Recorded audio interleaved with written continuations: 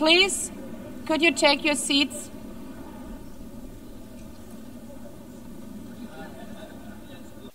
Let me begin with two words we have not been able to say often enough in this hall. Madam President.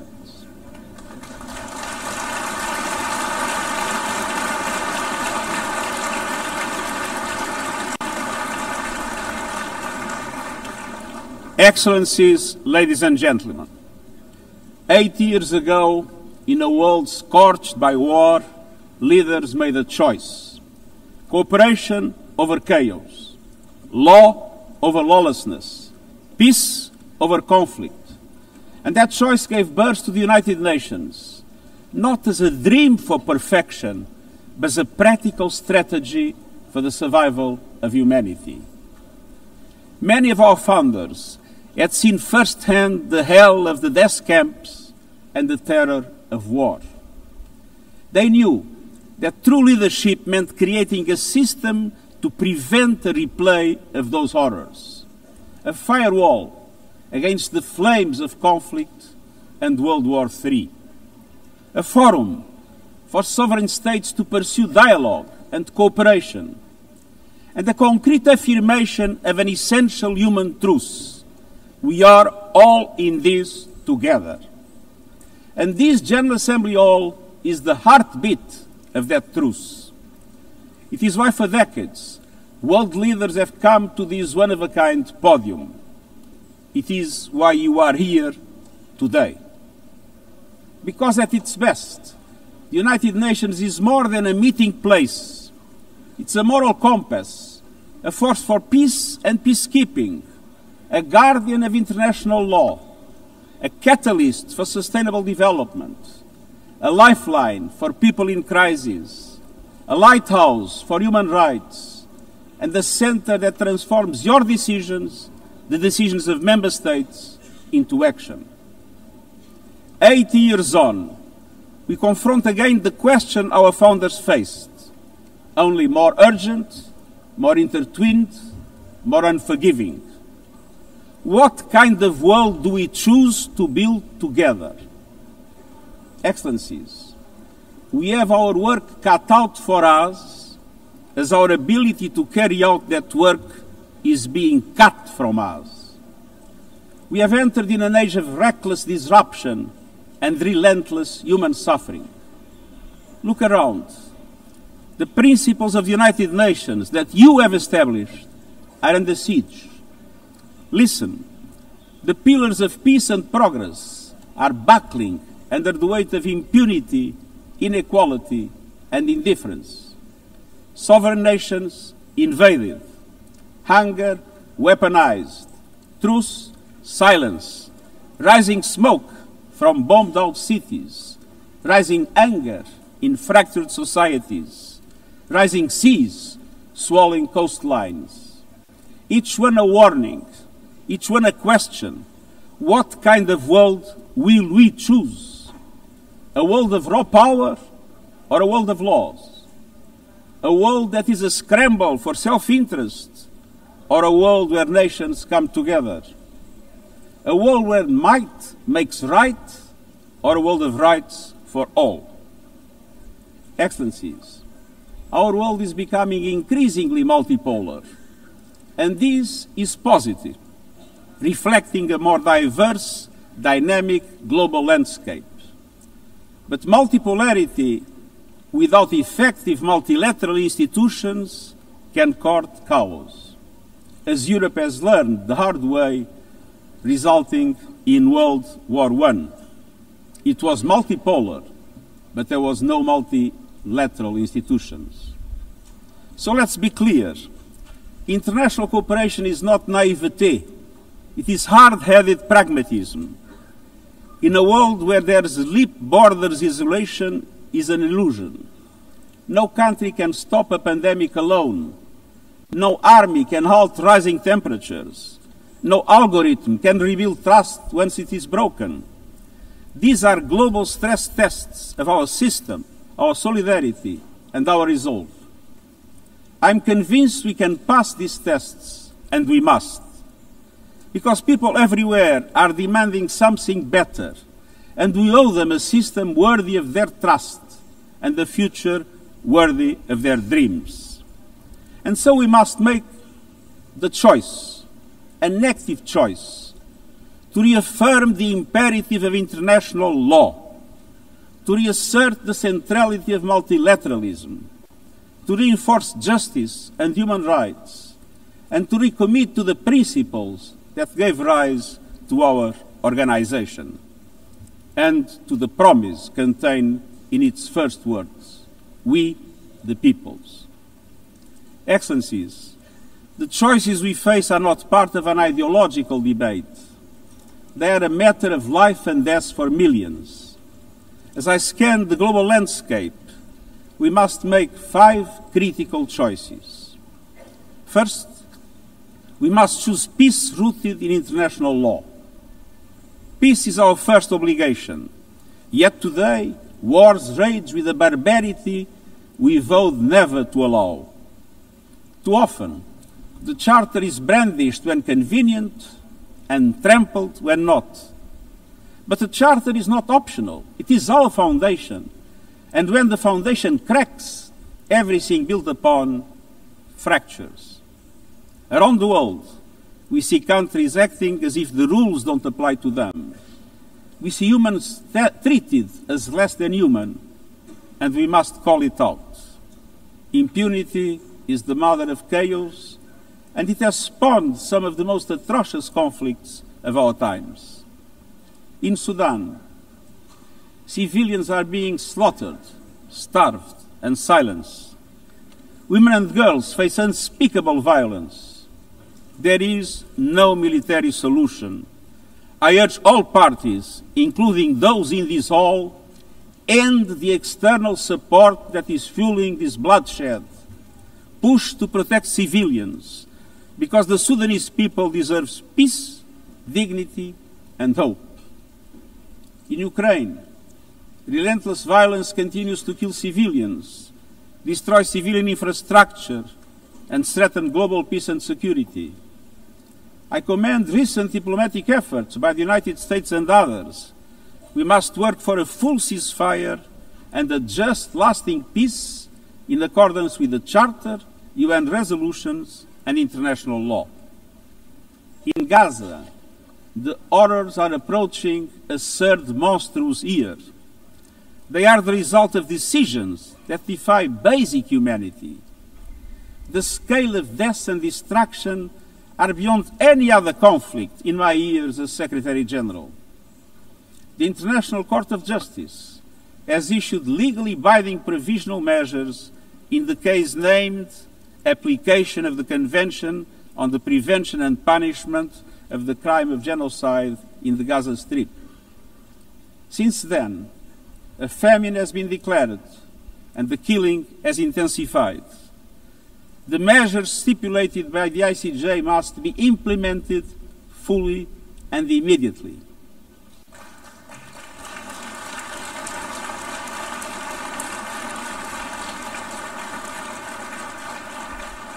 Nothing can justify the horrific Hamas terror attacks of October 7 and the taking of hostages, both of which I have repeatedly condemned. And nothing can justify the collective punishment of the Palestinian people and the systematic destruction of Gaza. We know what is needed. Permanent ceasefire now. All the hostages released now. Full humanitarian access now. And we must not relent in the only viable answer to sustainable Middle East peace, a two-state solution as so eloquently reaffirmed yesterday. We must urgently reverse dangerous trends on the ground. Relentless settler expansion and violence, and the looming threat of annexation must stop. Everywhere, from Haiti to Yemen, to Myanmar and the Sahel and beyond, we must choose peace anchored in international law. The past year has brought glimmers of hope, including the ceasefire between Cambodia and Thailand, and the agreement between Azerbaijan and Armenia brokered by the United States. but far too many crises continue unchecked. Impunity prevails, lawlessness is a contagion, it invites mayhem and risks a nuclear free-for-all. When accountability shrinks, graveyards grow. When UN staff and facilities are attacked, violating legal obligations, so too is the core of our ability to serve and deliver. The Security Council must live up to its responsibilities. It must be more representative, more transparent, and more effective. And beyond crisis response, we must tackle the injustices that ignite conflict: exclusion, inequality, impunity, and corruption. The surest way to silence the guns is to raise the volume for justice. Real security is born of fairness and opportunity for all. Excellences, cela m'amène au deuxième point. This leads me to my second point. We must choose human dignity and human rights. Les droits humains ne sont pas Human un rights ornement de la are not paix. an ornament Ils en of sont le peace. socle. They're its bedrock. Les droits humains, sociaux, Human rights, économiques, politiques, social, civiques cultural, et political, culturels and civil sont are universels, universal, indivisibles indivisible, et and interdépendants. interdependent. Choisir les droits, Choosing c'est rights plus que des means paroles. more than C'est words. choisir la justice It plutôt que le means choosing silence. justice over C'est silence. préserver la liberté It means et l'espace protecting civique. freedom and civic space. Faire avancer l'égalité pour Advancing les femmes et equality les for filles. women and girls. Combattre le Confronting racisme et la racism and discrimination discrimination sous toutes leurs in formes. all its forms. Protéger les défenseurs des Protecting droits human humains, rights les defenders, journalistes journalists, et la liberté and freedom of d'expression, speech. et garantir les droits des And réfugiés et upholding des the rights migrants of refugees and afin que la migrants mobilité so soit that sûre mobility is et safe conforme and au in droit accordance with international. international law. Les droits humains sont un Human combat rights quotidien, are a daily battle, en ligne comme hors online ligne. and offline. Ils exigent de la They volonté require politique, political will. mais la dignité ne se But résume dignity pas à la is not only protection des droits. about the protection of Elle rights, exige pleinement concrétiser ces droits about grâce rights à un fulfilled développement through inclusif inclusive et and résilient. resilient development. Des droits qui mettent fin à la Rights that pauvreté put an end et à la to faim. poverty and hunger. Des droits qui ouvrent Rights de la that voie de open doors l'éducation, de la to santé education, et des health opportunités. and opportunity. Les objectifs de The développement Sustainable durable Development sont Goals notre feuille are de our route shared commune roadmap pour for concrétiser ces achieving droits. these rights. Mais pour avancer sur But cette in order voie, to make il faut progress du down this carburant. road, we need Ce fuel. carburant, c'est le And financement. that fuel is Et nous savons ce qu'un finance. développement bien mené peut We've seen accomplir. what development done right can Au deliver. cours de la dernière In the past décennie, decade, des millions de personnes supplémentaires millions ont more have accédé à gained access to l'électricité, electricity, à des solutions de cuisson clean propres cooking et à solutions, l'Internet. and to the Le internet. mariage des enfants Child marriage recule, is in retreat. la représentation des femmes Women's avance, representation is mais les growing, coupes dans l'aide au but cuts développement to aid font des are ravages. wreaking havoc. Pour un grand nombre de personnes, They are elles a death représentent une sentence condamnation for many. à mort. Pour tant d'autres, For so un many more, avenir confisqué. a stolen future. C'est là tout le This paradoxe is de the notre great époque. paradox of our time. Nous avons les solutions, We have the mais nous solutions, siphonnons le but we carburant are qui siphoning nous off the permettrait fuel d'avancer. that would make it possible to make Choisir la progress. dignité, c'est To choisir la choose justice dignity, we financière must choose et la financial solidarité. justice and solidarity. Nous devons réformer We need l'architecture to financière reform the international internationale financial afin architecture qu'elle soit au so that it service du drives développement development de for all. toutes et de tous. Avant que des banques multilatérales de With bigger développement and plus grandes et bolder plus multilateral audacieuses development qui banks prêtent lending more davantage et mobilisent and plus de mobilizing capitaux more privés pour les private pays en capital développement, for developing avec des countries, mécanismes d'allègement de with dette plus faster rapides et and plus fairer justes, debt relief couvrant tous les mechanisms, pays en difficulté, helping every country y in compris crisis, ceux à revenus including intermédiaires. middle-income countries. une protection des ressources nationales, Protecting en natural s'attaquant aux flux resources financiers by illicites, tackling illicit aux financial pratiques fiscales flows and abusives abusive tax qui volent aux practices sociétés that rob leur societies avenir, of their future, et des institutions and financières global mondiales à financial l'image du monde institutions that d'aujourd'hui, represent today's avec une world, with participation far bien plus greater forte participation des pays of en développement developing countries dans sa composition et ses décisions. in terms of their composition Alors and faisons their le choix decision making. d'une So économie let mondiale au us service choose de a global toutes economy et tous. that works for everyone, Faisons le men choix and women. des droits Let humains us choose et de la human dignité rights and et dignity, donnons-nous les moyens d'une and transition let us juste equip pour les ourselves peuples with the et la means planète. to ensure a transition for people and the planet. Esto nos leva a la tercera opción. Excellencies, this brings me to the Debemos third elegir la choice. justicia We must climática. choose climate justice. La crisis climática The se está climate crisis acelerando, is accelerating, pero las soluciones but también. so are the solutions. El futuro de la energía The clean limpia energy future ya no es una is no promesa longer a lejana, distant promise. ya está aquí. It's already here. Ningún gobierno, No government, industria o industry interés or special especial interest puede can detenerlo. stop it. Pero algunos lo But están some are intentando, trying, prejudicando a las hurting economías, economies, imponiendo locking precios in más higher altos prices y and desperdiciando squandering una a oportunidad historic histórica. opportunity. Excellencies, fossil fuels are a losing bet. Last year, almost all new power capacity came from renewables, and the investment is surging. Renewables are the cheapest and fastest source of new power. They create jobs, drive growth, shield economies from volatile oil and gas markets, connect the unconnected, and can free us from the tyranny of fossil fuels. But not at today's pace. Clean energy investment remains uneven. 21st century grids and storage are not rolling out fast enough. And public subsidies, taking from taxpayer money, still flow to fossil fuels over clean energy by a factor of 9 to 1. Meanwhile, emissions, temperatures, and disasters keep rising. And those least responsible suffer the most. Science says limiting global temperature rise to 1.5 degrees by the end of this century is still possible, but the window is closing. The International Court of Justice has affirmed the legal obligation of states. We must step up action and ambition, especially through strengthened national climate plans. Tomorrow, I will welcome leaders to announce new targets.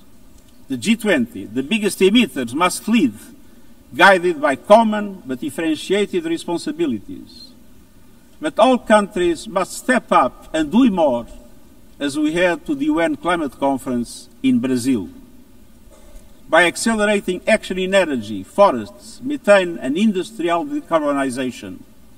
By defining a credible roadmap to mobilize $1.3 trillion annually in climate finance by 2035 for developing countries. By supporting just transitions, by doubling finance for adaptation to at least $40 billion this year, and rapidly deploying proven tools to unlock billions more in concessional finance. And by capitalizing the Loss and Damage Fund with significant contributions. All of these requires government, international financial institutions, philanthropies, civil society, and the private sector to work together, to provide fiscal space to developing countries and unlock new innovative sources of finance at scale, including solidarity levies on high-emitting sectors and debt swaps. We have the solutions and tools, but we must choose climate justice and climate action. First, we must choose to put technology at the service of humanity. Artificial intelligence is rewriting human existence in real time, transforming how we learn, work, communicate, and what we can trust. And the question is not how to stop it, but how to steer it for the greater good. Technology must be our servant, not our master. It must promote human rights, human dignity, and human agency. Yet today, AI's advancement in outpacing regulation and responsibility and is concentrated in a few hands. And the risks are expanding to new frontiers, from biotech to autonomous weapons. We are witnessing the rise of tools for mass surveillance, mass social control, mass disruption, and even mass destruction. Tools that can drain energy, strain ecosystems, and intensify the race for critical minerals, potentially stoking instability and conflict. Yet, these technologies remain largely ungoverned. We need universal guardrails and common standards across platforms. No company should be above the law. No machines should decide who lives or dies. No system should be deployed without transparency, safety, and accountability. Last month, this Assembly took a historic step, establishing an independent international scientific panel on AI and an annual global dialogue on AI governance. Two new pillars of a shared architecture, connecting science with policy to bring clarity and foresight, enabling innovation to flourish while advancing our values and our rights, and ensuring governments, companies, and civil society can help shape common norms. We must build on these mechanisms and close the capacity gaps. All countries must be able to design and develop AI, not just to consume it. I have proposed voluntary financing options to build AI computing power, data, and skills in developing nations. No country should be locked out of the digital future or locked into systems it cannot shape or trust. And governments must lead with vision, and companies must act with responsibility. And we, the international community, must ensure that technology lifts up humanity. So let us choose cooperation over fragmentation, ethics over expediency, and transparency over opacity. Technology will not wait for us, but we can still choose what it serves. So let us choose wisely. Fifth and finally, to meet all these goals, we must choose to strengthen the United Nations for the 21st century. The forces shaking our world are also testing the foundations of the United Nations system. We are being hit by rising geopolitical tensions and divisions, chronic uncertainty, and mounting financial strain. But those who depend on the United Nations must not be made to bear the cost, especially now, when for every dollar invested to support our core work to build peace, the world spends $750 on weapons of war. This is not only unsustainable, it is indefensible. In this moment of crisis, the United Nations has never been more essential. The world needs our unique legitimacy, our convening power, our vision to unite nations, to bridge divides and confront the challenges before us. The Pact for the Future has shown your determination to build a United Nations that is stronger, more inclusive, and more effective. That is the logic and the urgency of our UN80 initiative. We are moving swiftly and decisively. I put forward concrete proposals, a revised budget for 2026 that strengthens accountability, improves delivery, and cuts costs. Practical reforms to implement mandates more effectively and efficiently with greater impact. And ideas to spark a paradigm shift in the structure of the UN and how its parts work together. Most of these decisions rest with you, the Member States, and we will move forward in full respect of the established procedures. Together, let us choose to invest in a United Nations that adapts, innovates, and is empowered to deliver for people everywhere. Excellencies, my overriding message comes down to this. Now is the time to choose. It's not enough to know what the right choices are. I urge you to make them. I grew up in a world where choices were few. I was raised in the darkness of dictatorship, where fear silenced voices and hope was nearly crushed. Yet, even the bleakest hours, especially then, I discovered a truth that has never left me. Power does not reside in the hands of those who dominate or divide. Real power resides from people, from our shared resolve to uphold dignity, to defend equality, to believe fiercely in our common humanity and the potential of every human being. I learned early to persevere, to speak out, to refuse to surrender, no matter the challenge, no matter the obstacle, no matter the hour. We must and we will overcome. Because in a world of many choices, there is one choice we must never make, the choice to give up. We must never give up. That is my promise to you, for peace, for dignity, for justice, for humanity, for the world we know is possible when we work as one. I will never, ever give up. Thank you.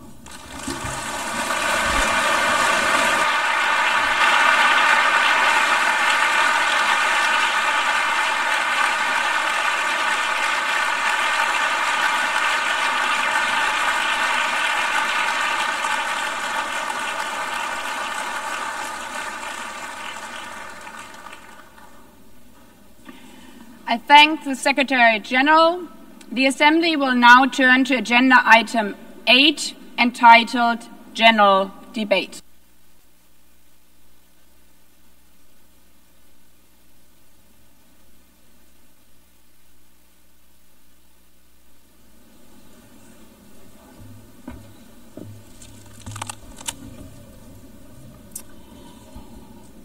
"80 years. Longer than the average human life. This anniversary of the United Nations should have been a moment of celebration. But this is not an ordinary year. Just look at the state of our world, as the Secretary General described. Thousands of orphans in Gaza are wandering around the rubble, eating sand, drinking contaminated water.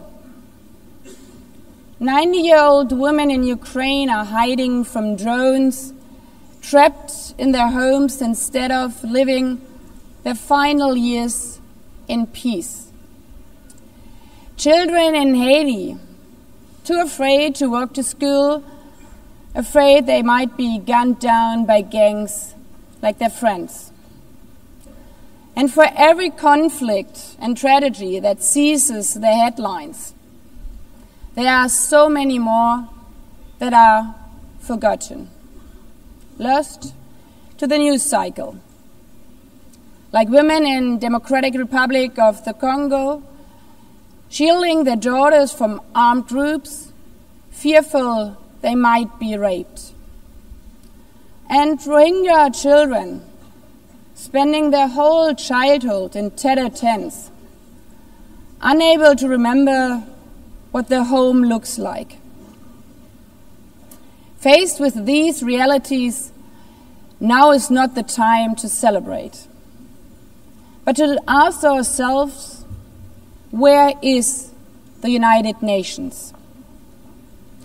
Distinguished heads of state and government, Mr. Secretary General, Excellencies, ladies and gentlemen, people out there in the world watching us. Clearly, we have to do better. But what we should not let cynics allow to weaponize these failures, to argue that our institution is a waste of money, outdated, irrelevant. When the principles of the Charter are ignored, is it the UN that has failed? When tanks rolled into Ukraine, was it because Article 2 of the Charter is not clear enough about sovereignty and territorial integrity? When civilians, children, are killed in Gaza, is it humanitarian law at fault for failing to protect them? It's not the Charter which fails. It's not the UN as an institution which fails. The Charter, our Charter, is only as strong as member states' willingness to uphold it. and their willingness to hold to account those who violate it. Excellencies, yes, our world is in pain. Yes, we have failures. But imagine how much worse would it be without the United Nations? Would a single person be better off without it? Without UNICEF, 26 million children would not have received an education. Without the World Food Programme, nearly 125 million people would have lacked life-saving food assistance. Without the World Health Organization, over 1 billion vaccines would not have been supplied. Sometimes we could have done more, but we cannot let this dishearten us. If we stop doing the right thing, evil would prevail. This 80th session is not about big celebrations. It's about finding the resolve not to give up, the resolve to be better together, just as our predecessors did 8 decades ago. This institution was born in a world on fire and desperate for reprieve. 750 million, nearly a third of humanity back then, still under colonial rule. 2 world wars in a generation, 70 million dead. The horrors of the Holocaust revealed to our collective shame. This was a generation that knew almost nothing but suffering and despair.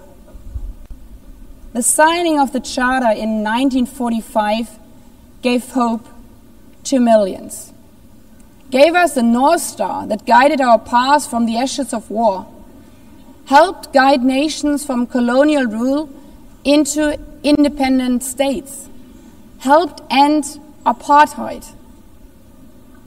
Across the decades, the United Nations has been a compass pointing toward peace, humanity, and justice. We have not always succeeded, but the story of this institution is not a story of easy victories. It's a story of falling and rising, of pulling ourselves and each other back up and trying harder. We gather here for the 80th time, not for empty celebration, not out of ritual, not to hear our own voices.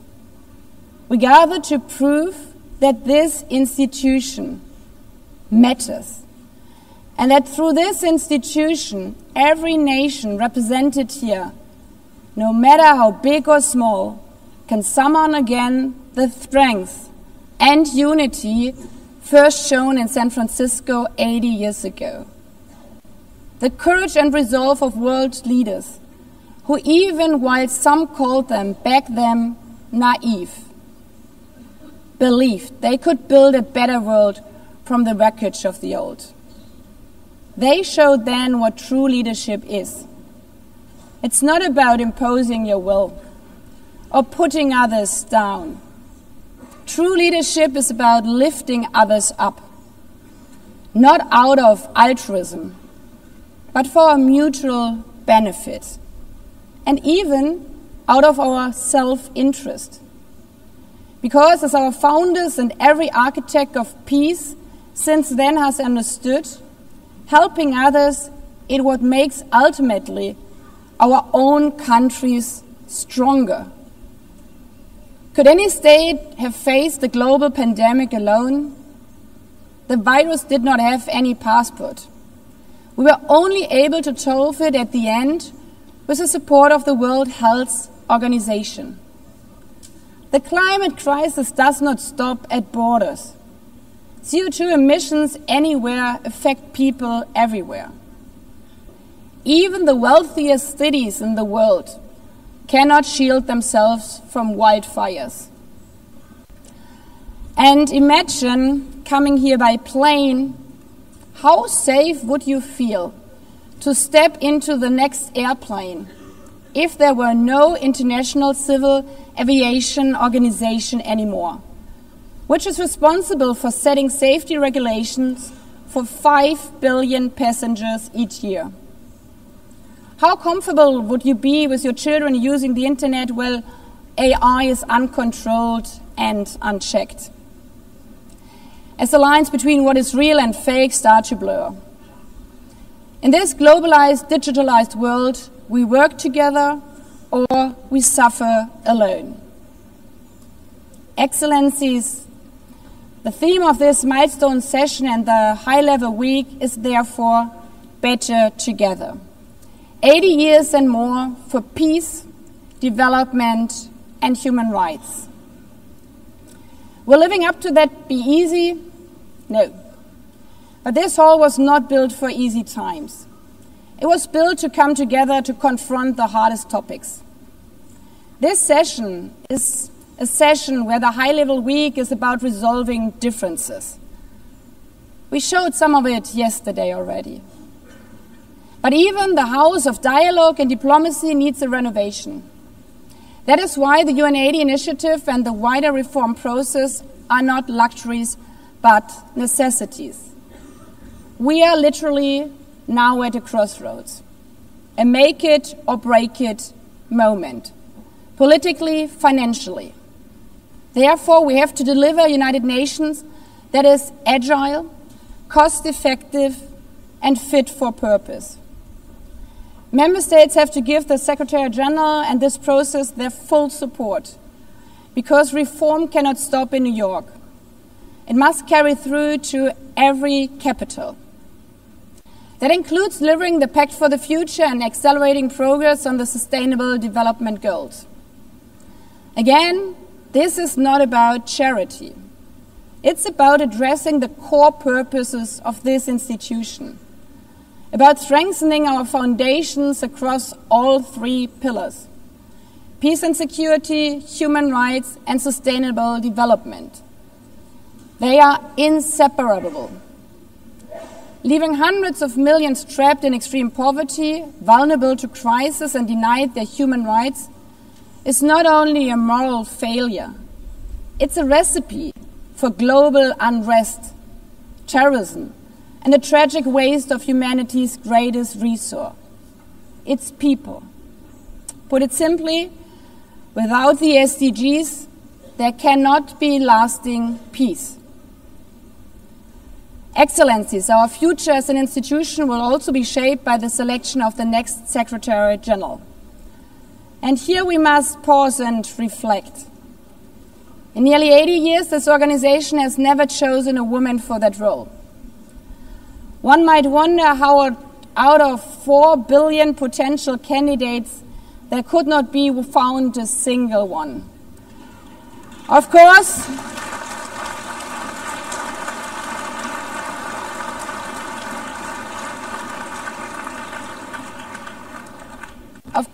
the choice rests with member states. But those of you having been there yesterday celebrating Beijing, one strong female leader after the other from all our continents.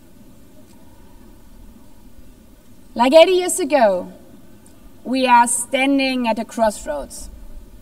And it's up to us, to every single member state, to live up to the same leadership as your predecessors did.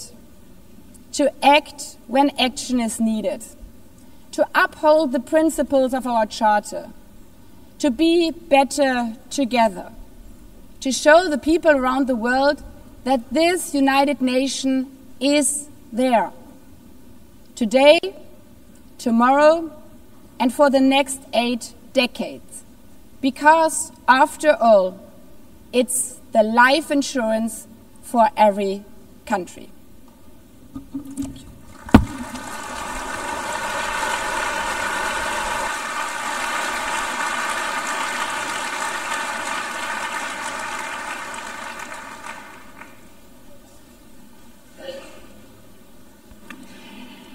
Before giving the floor to the first speaker for this morning, I would like to remind member states that the list of speakers for the general debate has been established on the agreed basis that statements should be no longer than 15 minutes to enable all the speakers to be heard at a given meeting.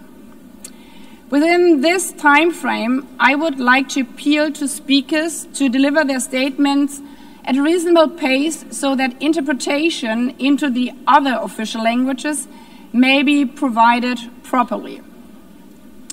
I would also like to draw your attention to the decision taken by the Assembly at previous sessions, namely that the practice of expressing congratulations inside the Assembly Hall after speech has been delivered is strongly discouraged.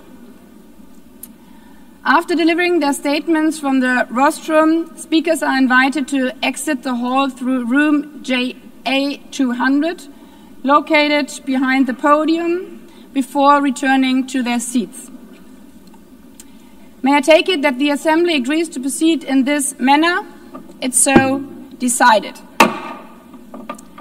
Finally, I should like to draw the attention of Member States that during the general debate, official photographers are in the room and will take official photographs of all speakers by the Department of Global Communications. Members interested in obtaining these photographs are requested to contact the Photo Library of the United Nations. By this, the Assembly will hear an address by His Excellency Luiz Inácio Lula da Silva, President of the Federative Republic of Brazil. I request the protocol to escort His Excellency and invite him to address the Assembly.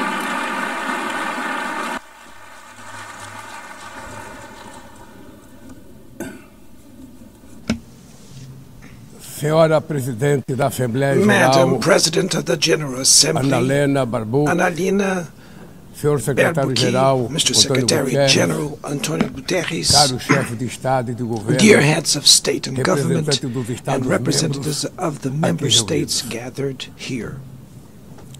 Este This deveria ser momento should de be a celebração das time to Nações celebrate Unidas. the United Nations. Criada no fim Created da guerra, at the end of the a war, ONU simboliza a the expressão UN mais symbolizes the elevada highest da aspiração expression pela paz of the e aspiration pela for peace prosperidade. and prosperity. Hoje, contudo, Today, however, os ideais que the inspiraram seus ideals that fundadores em São inspired its Francisco founders in San estão Francisco ameaçados are como nunca under estiveram threat as em toda a never sua before história. in their history. O multilateralismo Multilateralism está diante is de at nova a new encruzilhada. crossroads. A autoridade desta organização The organization's está em authority xeque. is in check. Assistimos à We are consolidação de uma witnessing the desordem consolidation internacional of an international order marcada por seguidas marked by concessões repeated à política concessions do poder. to power play, Atentados à soberania, attacks on sovereignty, sanções arbitrárias arbitrary sanctions, e intervenções and unilaterais unilateral estão se interventions tornando are regra. becoming the rule.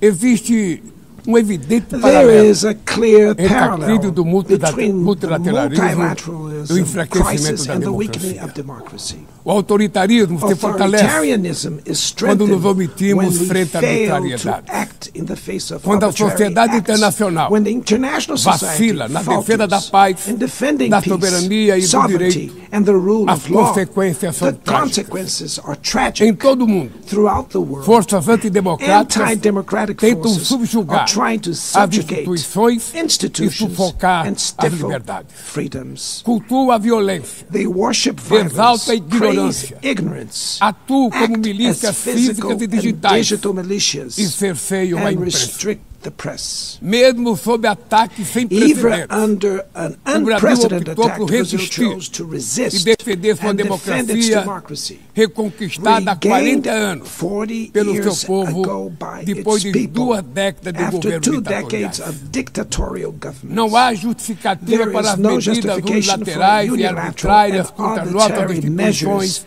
e nossa against our economia. institutions and our A economy. agressão contra a independência do The poder aggression judiciário against the é independence of the inaceitável. judiciary branch of power Esta is ingerência unacceptable. em This assuntos internos interference in domestic conta com o affairs auxílio de uma is extrema-direita aided by a subserviente e subservient saudosa far-right de antigas who is hegemonias. nostalgic of past Falsos hegemonies. patriotas false arquiteta e patriots promove plan and publicamente publicly promote ações contra o actions Brasil. against Brazil.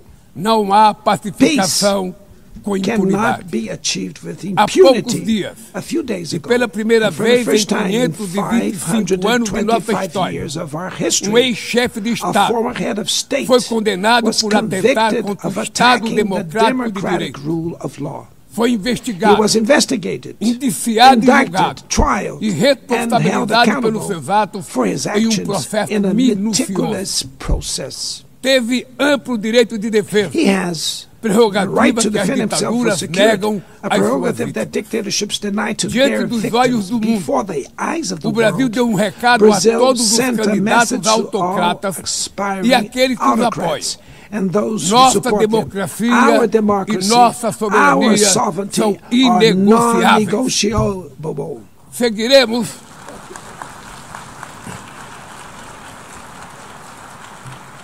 Seguiremos como We will nação continue independente as an e como independent povo nation livre, and as de a people qualquer tipo de free tutela. from any type of guardianship. Democracias sólidas, Sound vão além democracies do go ritual beyond eleitoral. the electoral ritual. Seu vigor Its strength pressupõe a redução das presupposes the desigualdades, reduction of a garantia inequalities, dos direitos the mais guarantee of the elementares, most basic a rights, alimentação, food, a segurança, safety, o trabalho, work, a moradia, housing, a educação education, e a and saúde. health. A democracia falha Democracy quando as fails mulheres ganham when menos que women os homens earn less than ou men morrem pelas or mãos de die parceiros at e the hands familiares. of partners and family Ela members. perde It quando loses fecha suas when it portas closes its e doors culpa migrantes and pelas blames mazelas do migrants mundo. for the world's ills. A pobreza Poverty é tão is inimiga as da much democracia an enemy of quanto o democracy extremismo. as extremism. Por isso, Therefore, foi com orgulho we were que proud to recebemos receive da FAO a confirmation from confirmação de que o FAO Brasil that voltou Brazil a has sair do once mapa again da left fome the hunger este map ano de in this 2025. year 2025. Mas no mundo, But in the ainda há world, 670 there are milhões still de pessoas famintas 670 e million hungry cerca de people 2 bilhões and e about 300 milhões 2.3 billion enfrentam insegurança face alimentar. food insecurity. A única guerra The only que war todos podem of sair which vencedores. everyone É can que emerge travamos victorious contra a is the fome one e a we pobreza. wage against hunger and Esse é o poverty. objetivo da Aliança This is the Global goal of the que global lançamos no alliance we G20 launched e que já conta at the com o apoio de G20 and which has the 103 support países. of 103 A countries. comunidade The internacional international community precisa rever needs to suas revise prioridades, its priorities, reduzir os gastos com reduce guerras arms e spending, aumentar a ajuda and ao increase desenvolvimento. development aid. Aliviar o serviço da Relieve the dívida service externa of the dos foreign países mais debt pobres, of the poorest sobretudo os countries, above africanos, all African e nations, definir and padrões set mínimos de minimum tributação global global tax standards para que os super so ricos that the super paguem mais rich impostos pay que more os taxes trabalhadores. than workers. A democracia também se Democracy mede is pela also capacidade measured by de the proteger ability as to famílias protect e a families infância. and the childhood. As plataformas digitais Digital platforms trazem offer possibilidade de nos possibilities for aproximar us to come como together jamais in havíamos ways we imaginado, never imagined. mas têm sido usadas But they para have been semear used for intolerância, sowing misoginia, intolerance, xenofobia e desinformação. xenophobia, and A internet misinformation. The internet não pode ser terra cannot be sem a lei. land of Cabe ao poder público lawlessness. proteger It's os up mais to vulneráveis. governments to protect the most Regular vulnerable. não é Regulating restringir does a not liberdade de mean expressão, restraining é freedom garantir of expression. que o que It's já é about ilegal ensuring no mundo real that what is seja already tratado assim illegal in the também real no world ambiente is digital, treated the no way in ambiente the virtual virtual. environment. Ataques à Attacks regulação on regulation serve para encobrir serve to interesses cover up escusos hidden e dar interests guarida a and crimes provide como fraudes, shelter for tráfico de crimes pessoas, such pedofilia as fraud, e human investidas trafficking, contra a democracia. pedophilia, and attacks against O democracy. parlamento brasileiro, The Brazilian parliament corretamente, was right to apressou-se em rush abordar esse this to problema. address this issue. Com orgulho, Last week, promulguei na I última proudly semana enacted uma das leis mais one of the avançadas world's do most mundo advanced laws para for the proteger, protection para a of proteção de children and crianças e adolescents adolescentes in na the esfera digital. digital environment. Também enviamos ao Congresso Also, we Nacional sent draft bills projeto de lei to the national para Congress fomentar a to foster concorrência nos competition mercados digitais and digital e para markets and to incentivar encourage the a instalação installation de data of centers sustainable sustentáveis. data centers. Para mitigar os To riscos da mitigate inteligência the risks artificial, of artificial intelligence, apostamos na we are construção de uma committed to governança building multilateral multilateral em linha governance com o in Pacto line with the Digital global Global digital aprovado compact neste plenário that was o approved ano in this passado. plenary last year. Senhoras e senhores, Ladies and gentlemen, Your na América Excellencies, Latina e in Latin Caribe, America and the vivemos Caribbean, momento we de are crescente experiencing a polarização e time of growing instabilidade. polarization and instability. Manter a região como zona Maintaining de the paz region as a zone of sempre peace foi e é a is nossa and was prioridade. our priority. Somos continente We livre are de a armas de continent destruição free em massa, of weapons of mass sem conflitos destruction, étnicos ou without religiosos. ethnic or religious preocupante. conflicts. A The equiparação entre a comparison between criminalidade e o crime terrorismo. and terrorism is A forma worrying. mais The eficaz most effective way de combater o to tráfico de combat drogas drug é a trafficking cooperação is to para cooperate reprimir to suppress a lavagem de dinheiro money e laundering limitar o and comércio limit de armas. arms trade. Usar força Using letal lethal em force situações in que não situations constituem that do not conflitos armados constitute armed equivale conflict is a executar tantamount pessoas to sem executing julgamento. people without trial. Outras partes do Other parts of the planeta planet já testemunharam intervenções que witnessed causaram danos maiores interventions do that que cause se greater pretendia damage evitar, than intended, com graves with consequências serious humanitárias. humanitarian consequences. A via do diálogo The path to não deve estar dialogue must fechada not be na closed Venezuela. in Venezuela. O Haiti Haiti tem direito a has the futuro right livre de to a violência. violence E é free inadmissível future, and it is que Cuba esteja unacceptable listada that como Cuba país que be patrocina o listed as a terrorismo. country that sponsors No terrorism. conflito And the na conflict Ucrânia, in Ukraine,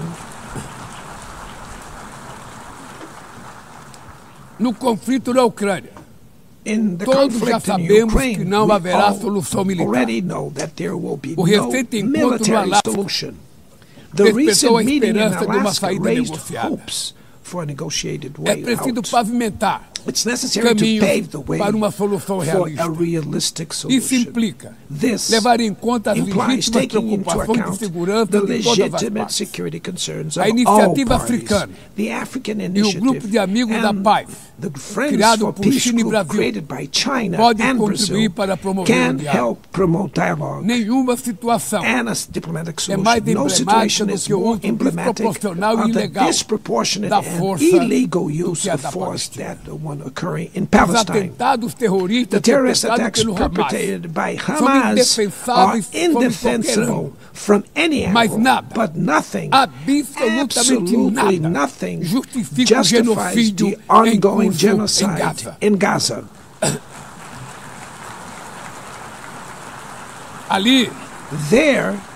Ali, sob toneladas de Under escombros, tons of rubble estão enterradas are dezenas buried de milhares tens de of mulheres e thousands of crianças innocent inocentes. women and children. Ali também estão sepultados o direito We can see internacional that humanitário international humanitarian e o law and mito the da myth of superioridade ethical ética do Ocidente. exceptionalism of the West are Este also being massacre buried there. não This aconteceria massacre would not have sem a happened cumplicidade without dos the que poderiam complicity of evitar. those who could have prevented Em Gaza, it. In Gaza, Fome é usada hunger como arma is de guerra. used as a weapon of O war, deslocamento and the forçado de forced populações displacement of é populations praticado goes on impunemente. Quero unpunished. expressar I minha express admiração my aos admiration judeus to the Jews que dentro e who, fora de Israel, inside and se outside opõem Israel, a esta punição oppose coletiva. this collective punishment. O povo The palestino Palestinian people corre o risco are de at risk desaparecer. of disappearing. Só sobreviverá They como will um only Estado survive independente with an integrado à independent state comunidade integrated internacional. to the international Esta community.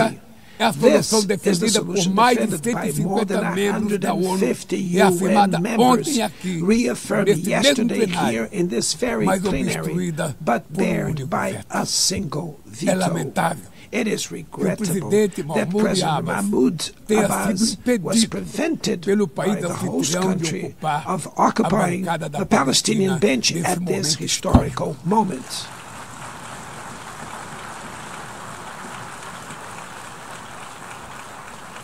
O alastramento The desse spread conflito of this para o Líbano, conflict to Lebanon, para a Síria, Syria, e o Irã Iran, e o Catar Qatar fomenta a is escalada fueling armamentista an sem unprecedented precedentes. arms build-up. Senhoras Presidenta, Madam President, bombas e armas nucleares bombs não and vão nuclear nos weapons proteger da will crise not climática. protect us from the climate O ano de crisis. The year 2024 of 24 foi o mais was the quente já warmest registrado. already A registered. COP30 em Belém, no COP30 Brasil, in the city of Belém, será a Brazil, COP da will verdade. the COP of truth. Será o momento It will dos be the líderes time mundiais for world leaders provarem to prove a the seriedade de seu seriousness of their compromisso com o commitment to planeta. the planet.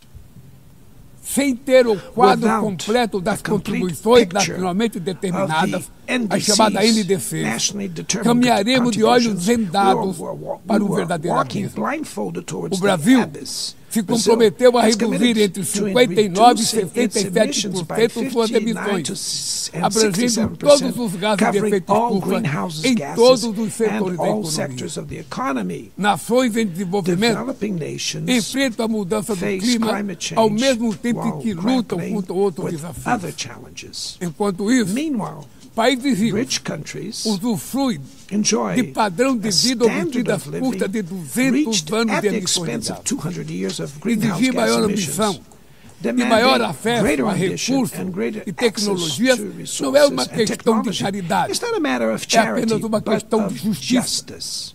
A corrida The por minerais race for críticos critical essenciais minerals, para a essential transição for energética energy não transition, pode cannot reproduzir a lógica reproduce the predatória predatory que and marcou asymmetrical os últimos logic séculos. that has Em characterized Belém, recent centuries. In o Belém mundo vai City, conhecer the a world realidade will da learn Amazônia. about the O reality of Brasil the já Amazon. reduziu pela metade Brazil has already o reduced desmatamento na região deforestation by nos half 2 in the últimos anos. region in the last 2 years. Erradicá-lo requer Eradicating garantia, it requires condições dignas de vida para ensuring seus milhões decent de living habitantes. conditions for its millions of Fomentar o inhabitants. desenvolvimento Promoting sustentável sustainable development é o objetivo is the do Fundo objective of the Florestas Tropical Tropicais Forest para Forever sempre, Facility, que o Brasil which pretende Brazil lançar intends to launch para remunerar to compensate os países que mantêm countries that suas keep their florestas em forests pé. standing.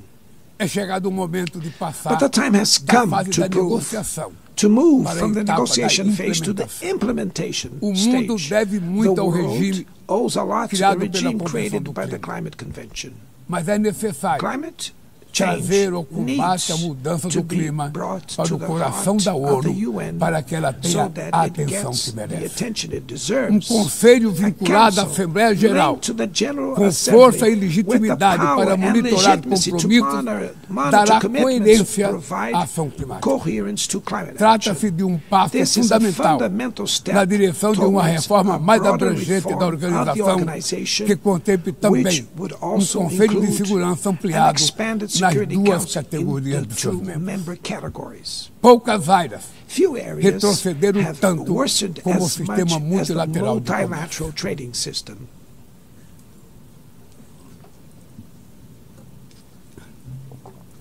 Medidas Unilateral unilaterais measures transformam em letra have rendered morta fundamental principles princípios basilares such as como a the cláusula most de favored nação nations mais clauses favorecida. meaningless. Desorganizam cadeias de valor They have e lançam a disrupted economia value mundial chains and em through the uma global espiral economy perniciosa into a de preços altos pernicious e spiral of estagnação. high prices and É urgente stagnation. It is urgent refundar o OMC to be em to bases refound the modernas e WTO flexíveis. based on modern Senhoras and flexible e senhores, foundations. Your Excellencies, ladies este and ano gentlemen, this year, o mundo perdeu the duas world lost two personalidades exceptional excepcionais. public figures. O ex-presidente do Former Uruguai, Pepe Uruguayan Mujica, President Pepe e o Mujica nosso querido and Papa our dear Francisco. Pope Francis, Ambos both encarnaram como ninguém embodied the os best melhores valores humanist humanistas. values like no Suas other. vidas se Their lives were entrelaçaram com as with 8 the 8 décadas de existência da decades ONU. of the UN. Se ainda UN's estivesse entre existence. nós, If they were still among us, provavelmente usariam they would esta use this tribuna platform para to lembrar remember que o autoritarismo, that authoritarianism, a degradação environmental ambiental e a degradation, and desigualdade inequality não são are not inexoráveis. relentless. Que os únicos derrotados That the only são os que ones cruzam os defeated are braços those who stand resignados. idly by, Que resigned. podemos vencer os falsos profetas e Resignate. oligarcas And que that we can exploram defeat o the medo false e prophets and monetizam o oligarchs ódio. who exploit fear E and que o monetize amanhã hate. And that é feito de tomorrow escolha is diárias. made of daily E é preciso choices. coragem And it de takes agir courage para to transformar. act to transform it. No futuro que o Brasil In the vislumbra, future that Brazil não há envisions, espaço there para a is no reedição room de for the rivalidades reenactment ideológicas of ou ideological esferas de rivalries or spheres A of confrontação effort. Confrontation é is inevitável. not inevitable. Precisamos de liderança We com need leaders clareza de with visão, clear que visions, entendam que a who ordem understand internacional that the não international é order jogo is de not a soma zero. zero-sum game. O século The XXI 21st será century cada will vez be mais increasingly multipolar. Para se multipolar. manter pacífico, For it não to pode remain deixar de ser peaceful, multilateral. it cannot fail O Brasil fall confere to multilateral. crescente importância à Brazil União is Europeia, giving à increasing União Africana, importance to the European à Union, the African Union, à CELAC, ASEAN, aos CELAC, BRICS e ao BRICS, G20. and the G20. A voz do The Sul voice global of the global South deve ser must respeitada e be ouvida. heard. A ONU The UN A ONU tem hoje The UN quase has 4 today vezes almost mais 4 membros do que os times more members 51 than que estiveram the na 51 fundação. who were at its Nossa missão foundation. histórica Our é historic torná-la mission novamente is to make it once portadora de again a esperança barrier of e hope promotora and da a igualdade promoter da of paz, equality, do desenvolvimento peace, sustentável, sustainable da development, diversidade diversity, e da and tolerância. tolerance. Que Deus May nos God abençoe a bless todos us e muito all. obrigado. And thank you very much.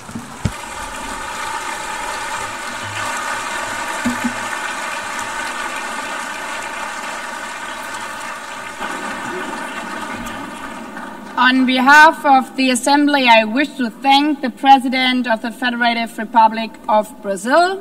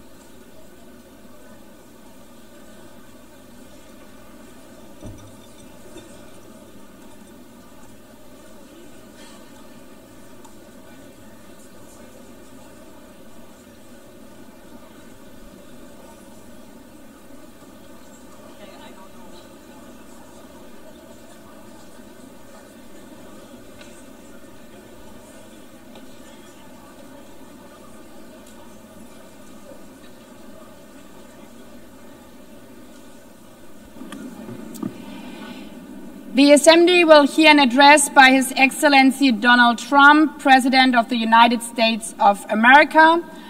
I request protocol to escort His Excellency and invite him to address the Assembly.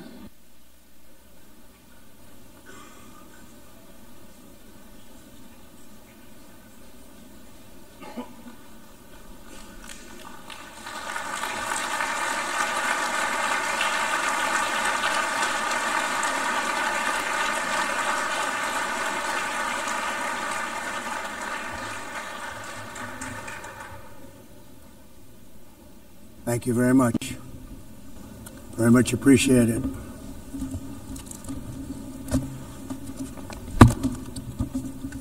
And I don't mind making this speech without a teleprompter, because the teleprompter is not working. I feel very happy to be up here with you nevertheless, and that way you speak more from the heart. I can only say that whoever's operating this teleprompter is in big trouble.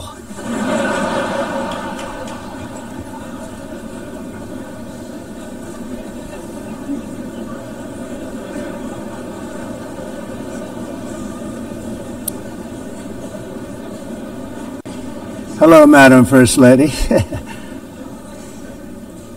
Thank you very much for being here.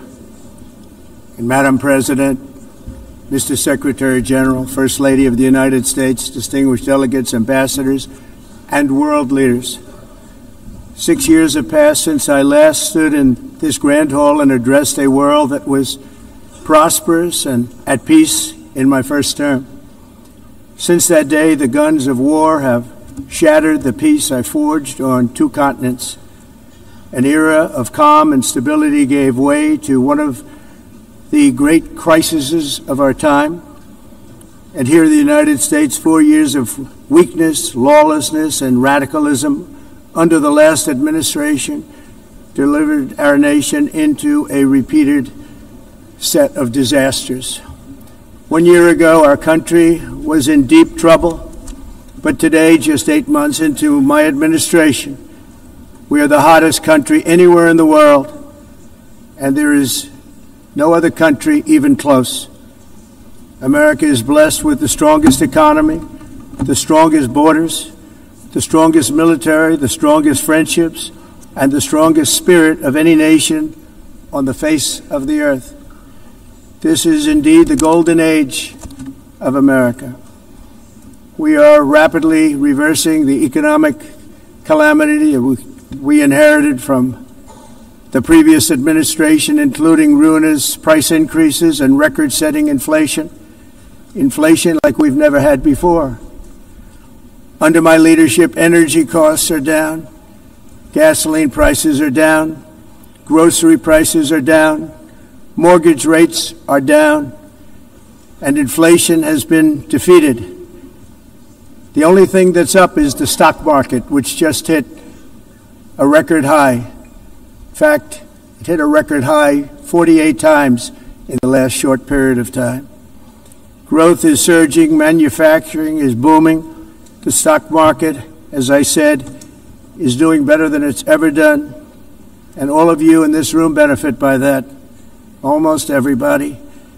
And importantly, workers' wages are rising at the fastest pace in more than 60 years. And that's what it's all about, isn't it? In 4 years of President Biden, we had less than $1 trillion of new investment into the United States. In just 8 months since I took office, we have secured commitments and money already paid for $17 trillion. Think of it, 4 years, less than $1 trillion, 8 months, and money already paid for $17 trillion. Think of it, 4 years, less than $1 trillion, 8 months, much more than $17 trillion is being invested in the United States, and it's now pouring in from all parts of the world. We've implemented the largest tax cuts in American history and the largest regulation cuts in American history, making this once and again the best country on earth to do business. And many of the people in this room are investing in America, and it's turned out to be an awfully good investment during this 8-month period. In my first term, I built the greatest economy in the history of the world. We had the best economy ever, history of the world. And I'm doing the same thing again, but this time it's actually much bigger and even better. The numbers far surpass my record-setting first term. On our southern border, we have successfully repelled a colossal invasion. And for the last 4 months, and that's 4 months in a row, the number of illegal aliens admitted and entering our country has been 0. Hard to believe, because if you look back just a year ago, it was millions and millions of people pouring in from all over the world, from prisons, from mental institutions, drug dealers. All over the world they came. They just poured into our country with the ridiculous open border policy of the Biden administration. Our message is very simple. If you come illegally into the United States, you're going to jail, or you're going back to where you came from, or perhaps even further than that. You know what that means.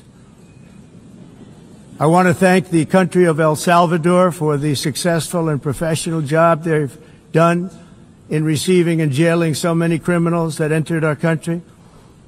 And it was under the previous administration that the number became record-setting, and they're all being taken out. You have no choice. And other countries have no choice, because other countries are in the exact same situation with immigration. It's destroying your country, and you have to do something about it. On the world stage, America is respected again like it has never been respected before. You think about 2 years ago, 3 years ago, 4 years ago, or 1 year ago, we were a laughingstock all over the world. At the NATO summit in June, virtually all NATO members formally committed to increase defense spending at my request from 2% to 5% of GDP, making our alliance far stronger and more powerful than it was ever before. In May, I traveled to the Middle East to visit my friends and rebuild our partnerships in the Gulf, and those valued relationships with Saudi Arabia, Qatar, and the UAE and other countries are now, I believe, closer than ever before. My administration has negotiated one historic trade deal after another, including with the United Kingdom, the European Union, Japan, South Korea, Vietnam, Indonesia, the Philippines, Malaysia, and many, many others. Likewise, in a period of just 7 months, I have ended 7 unendable wars. They said they were unendable. You're never going to get them solved. Some were going for 31 years, 2 of them, 31, think of it, 31 years. One was 36 years. One was 28 years. I ended 7 wars. And in all cases, they were raging with countless thousands of people being killed. This includes Cambodia and Thailand, Kosovo and Serbia, the Congo and Rwanda, a vicious, violent war that was, Pakistan and India, Israel and Iran, Egypt and Ethiopia, and Armenia and Azerbaijan. It included all of them. No president or prime minister, and for that matter, no other country has ever done anything close to that. And I did it in just 7 months. It's never happened before. There's never been anything like that. I'm very honored to have done it. It's too bad that I had to do these things instead of the United Nations doing them. And sadly, in all cases, the United Nations did not even try to help in any of them. I ended 7 wars, dealt with the leaders of each and every one of these countries, and never even received a phone call from the United Nations offering to help in finalizing the deal. All I got from the United Nations was an escalator that on the way up stopped right in the middle. If the First Lady wasn't in great shape, she would have fallen. But she's in great shape. We're both in good shape. We both stood. And then a teleprompter that didn't work. These are the 2 things I got from the United Nations, a bad escalator and a bad teleprompter. Thank you very much. And by the way, it's working now. It just went on. Thank you. I think I should just do it the other way. It's easier. Thank you very much. I didn't think of it at the time because I was too busy working to save millions of lives. That is the saving and stopping of these wars. But later I realized that the United Nations wasn't there for us. They weren't there. I thought of it really after the fact, not during these negotiations, which were not easy. That being the case, what is the purpose of the United Nations? The UN has such tremendous potential. I've always said it. It has such tremendous, tremendous potential. But it's not even coming close to living up to that potential. For the most part, at least for now, all they seem to do is write a really strongly worded letter and then never follow that letter up. It's empty words, and empty words don't solve war. The only thing that solves war and wars is action.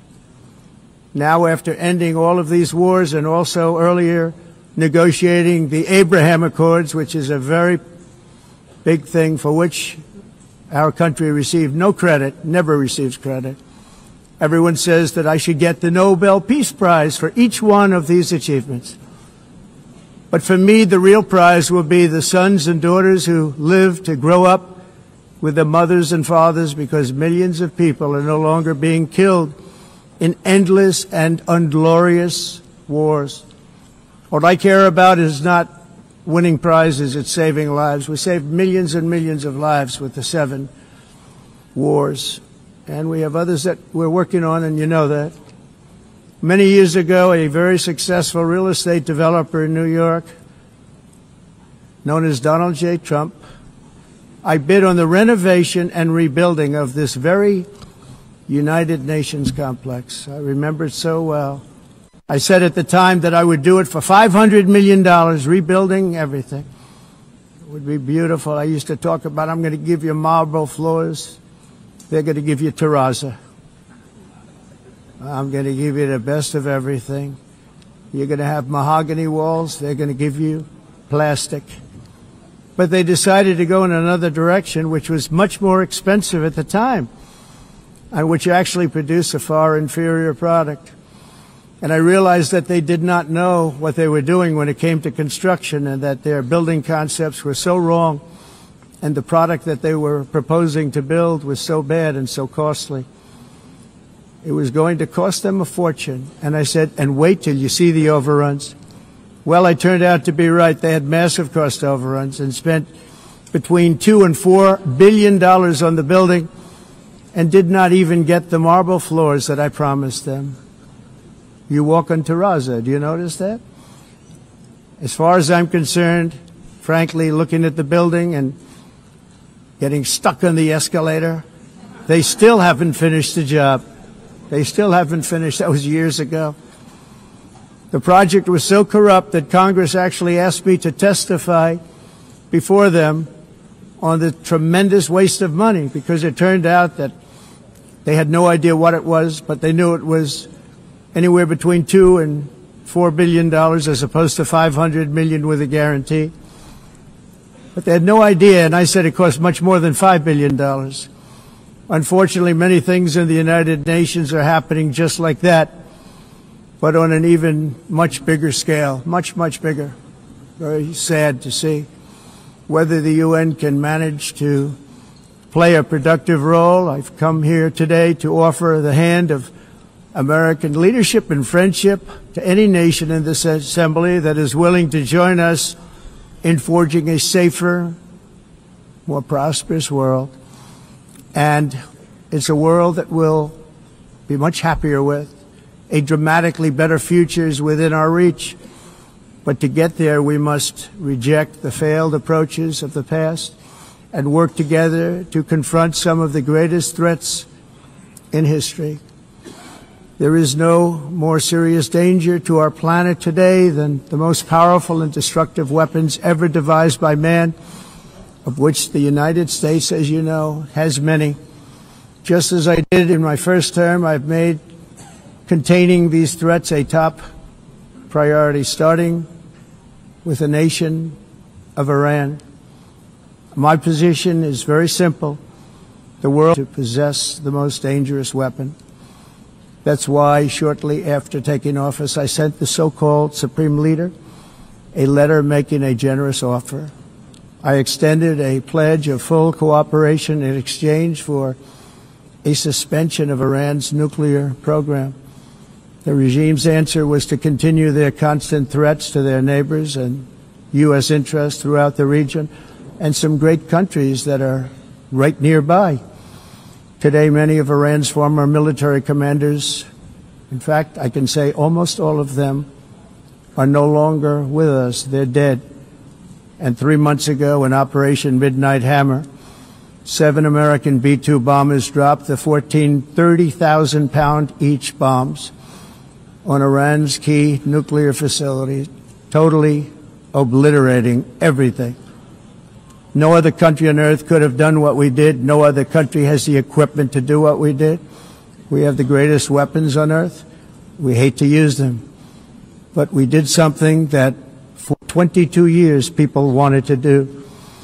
With Iran's nuclear enrichment capacity demolished, I immediately brokered an end to the 12-day war, as it's called, between Israel and Iran, with both sides agreeing to fight no longer. As everyone knows, I have also been deeply engaged in seeking a ceasefire in Gaza. Have to get that done. Have to get it done. Unfortunately, Hamas has repeatedly rejected reasonable offers to make peace. We can't forget October 7th, can we?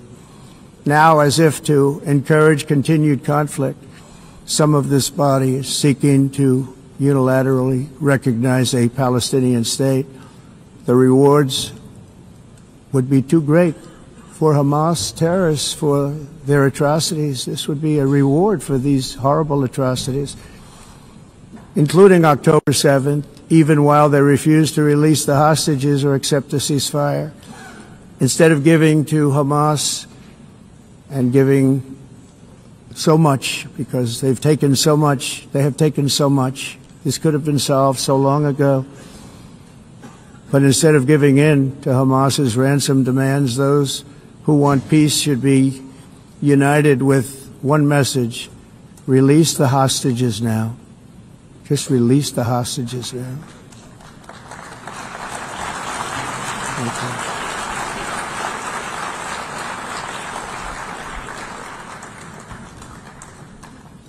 Thank you. As we have got to come together, and we will come together, going to get it done, we have to stop the war in Gaza immediately. We have to stop it. We have to get it done. We have to negotiate, immediately have to negotiate peace. We got to get the hostages back. We want all 20 back. We don't want 2 and 4. As you know, I got, along with Steve Witkoff and others that helped us, Marco Rubio, we got most of them back. We were involved in all of them. But I always said the last 20 are going to be the hardest, and that's exactly what happened. We have to get them back now. We don't want to get back 2, and then another 2, and then 1, and then 3. Have this process. No, we want them all back, and we want the actually 38 dead bodies back too. Those parents came to me, and they want them back, and they want them back very quickly and very badly. As though they were alive, they want them. They want them every bit as much as if their son or daughter were alive. I've also been working relentlessly, stopping the killing in Ukraine. I thought that would be, of the 7 wars that I stopped, I thought that would be the easiest because of my relationship with President Putin, which had always been a good one. I thought that was going to be the easiest one. But, you know, in war, you never know what's going to happen. There are always lots of surprises, both good and bad. Everyone thought Russia would win this war in 3 days, but it didn't work out that way. It was supposed to be just a quick little skirmish. It's not making Russia look good. It's making them look bad. No matter what happens from here on out, this was something that should have taken a matter of days, certainly less than a week, and they've been fighting for 3.5 years and killing anywhere from 5,000 to 7,000 young soldiers, mostly soldiers, on both sides, every single week, from 5,000 to 7,000 dead young people, and some in cities, much smaller numbers, where rockets are shot, where drones are dropped. This war would never have started if I were president. This was a war that should have never happened. It shows you what leadership is, what bad leadership can do to a country. Look what happened to the United States, and look where we are right now in just a short period of time. The only question now is how many more lives will be needlessly lost on both sides. China and India are the primary funders of the ongoing war by continuing to purchase Russian oil. But inexcusably, even NATO countries have not cut off much Russian energy and Russian energy products, which, as you know, I found out about 2 weeks ago, and I wasn't happy. Think of it. They're funding the war against themselves. Who the hell ever heard of that one? In the event that Russia is not ready to make a deal to end the war, then the United States is fully prepared to impose a very strong round of powerful tariffs, which would stop the bloodshed, I believe, very quickly. But for those tariffs to be effective, European nations, all of you are gathered here right now, would have to join us in adopting the exact same measures. I mean, you're much closer to this. We have an ocean in between. You're right there. And Europe has to step it up. They can't be doing what they're doing. They're buying oil and gas from Russia while they're fighting Russia. It's embarrassing to them, and it was very embarrassing to them when I found out about it, I can tell you that. They have to immediately cease all energy purchases from Russia. Otherwise, we're all wasting a lot of time. So I'm ready to discuss this. We're going to discuss it today with the European nations, all gathered here. I'm sure they're thrilled to hear me speak about it, but that's the way it is. I like to speak my mind and speak the truth. As we seek to reduce the threat of dangerous weapons today, I'm also calling on every nation to join us in ending the development of biological weapons once and for all. And biological is terrible, and nuclear is even beyond, and we include nuclear in that. We want to have a cessation of the development of nuclear weapons. We know, and I get to view it all the time. Sir, would you like to see? And I look at weapons that are so powerful that we just can't ever use them. If we ever use them, the world literally might come to an end. There would be no United Nations to be talking about. There would be no nothing. Just a few years ago, reckless experiments overseas gave us a devastating global pandemic. Yet despite that worldwide catastrophe, many countries are continuing extremely risky research into bioweapons and man-made pathogens. This is unbelievably dangerous. To prevent potential disasters, I'm announcing today that my administration will lead an international effort to enforce Biological Weapons Convention, which is going to be meeting with the top leaders of the world by pioneering an AI verification system that everyone can trust. Hopefully the UN can play a constructive role, and it will also be one of the early projects under AI. Let's see how good it is, because a lot of people are saying it could be one of the great things ever, but it also can be dangerous, but it could be put to tremendous use and tremendous good, and this would be an example of that. Not only is the UN not solving the problems it should, too often, it's actually creating new problems for us to solve. The best example is the #1 political issue of our time, the crisis of uncontrolled migration. It's uncontrolled. Your countries are being ruined. The United Nations is funding an assault on Western countries and their borders. In 2024, the UN budgeted $372 million in cash assistance to support an estimated 624,000 migrants journeying into the United States. Think of that. The UN is supporting people that are illegally coming into the United States, and then we have to get them out. The UN also provided food, shelter, transportation, and debit cards to illegal aliens. Can you believe that? On the way to infiltrate our southern border. Millions of people came through that southern border. Just a year ago, millions and millions of people were pouring in, 25 million altogether over the 4 years of the incompetent Biden administration. And now we have it stopped, totally stopped. In fact, they're not even coming anymore because they know they can't get through.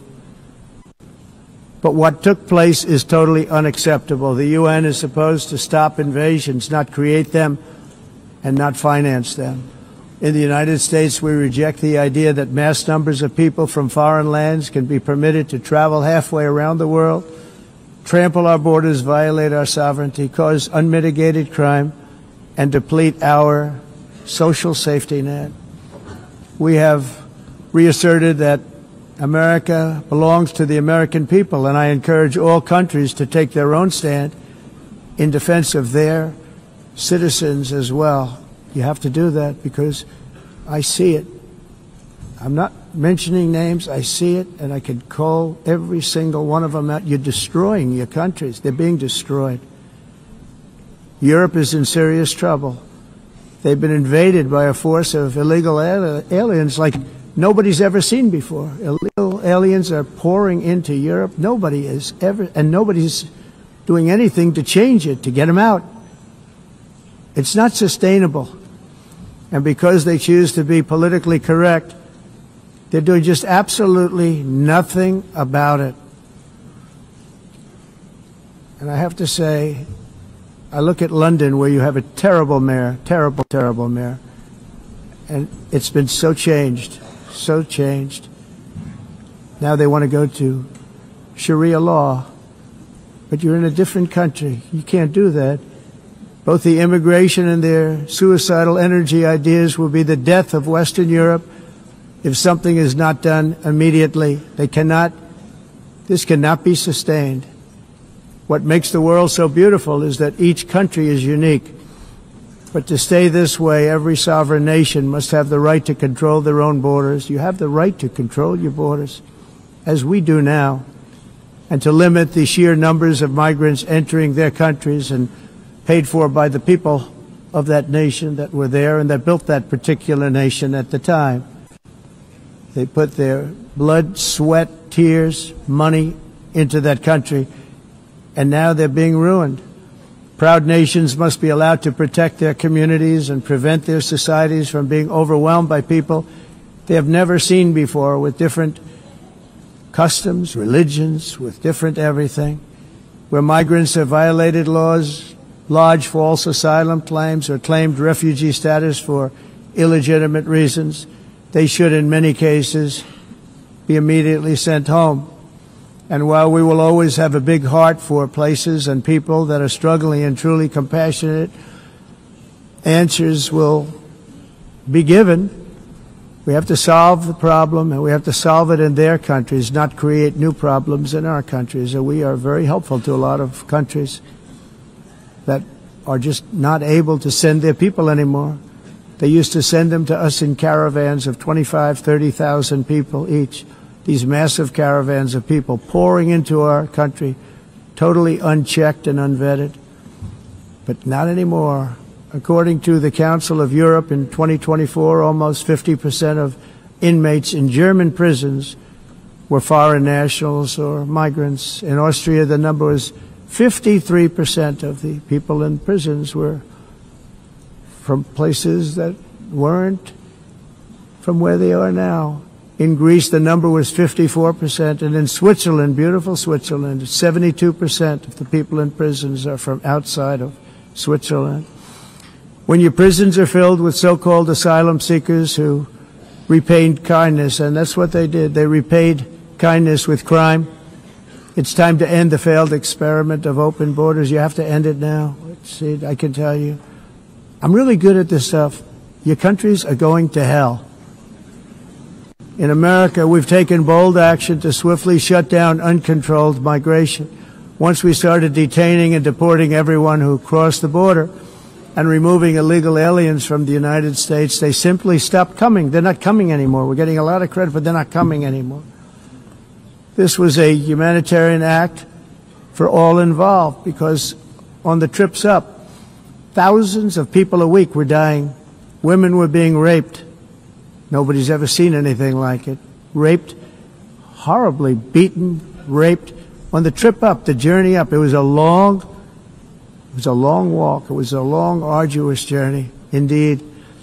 And it was also a historic victory against human trafficking throughout the region. What we did was a victory, and we saved so many lives of people that wouldn't make the journey. That journey was loaded up with death. Loaded up with death. Dead bodies all along the roads of jungles to get up. They go through jungles, they go through areas so hot you couldn't breathe. They were dying of suffocation, areas so hot that you couldn't breathe. Dead bodies all over.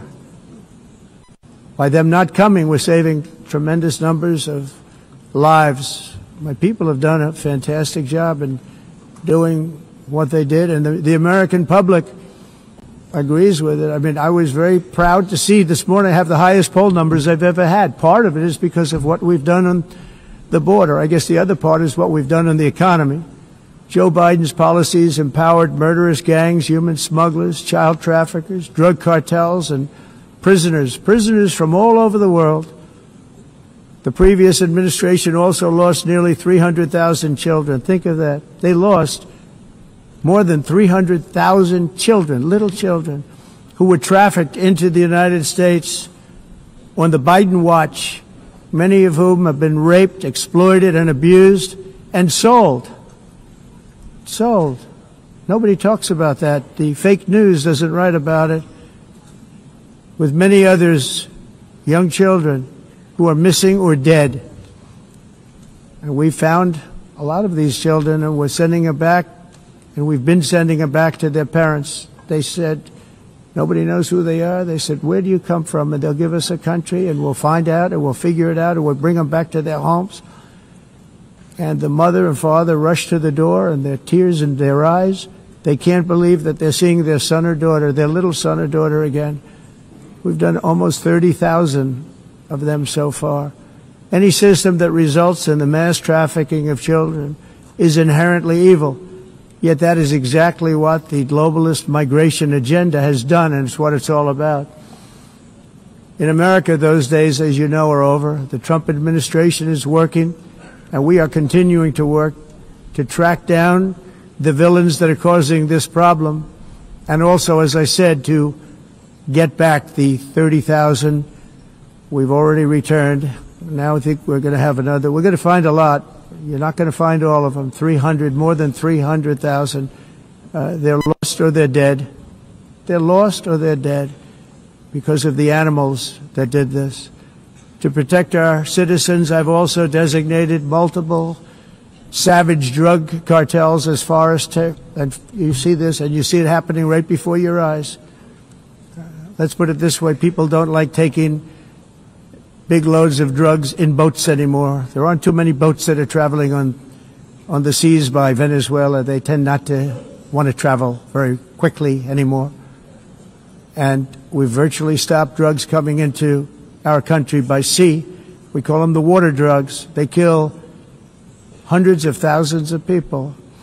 I've also designated multiple savage drug cartels as far as foreign terrorist organizations, along with two bloodthirsty transnational gangs, probably the worst gangs anywhere in the world, MS-13 and Tren de Aragua. Tren de Aragua is from Venezuela, by the way. Such organizations torture, maim, mutilate, and murder with impunity.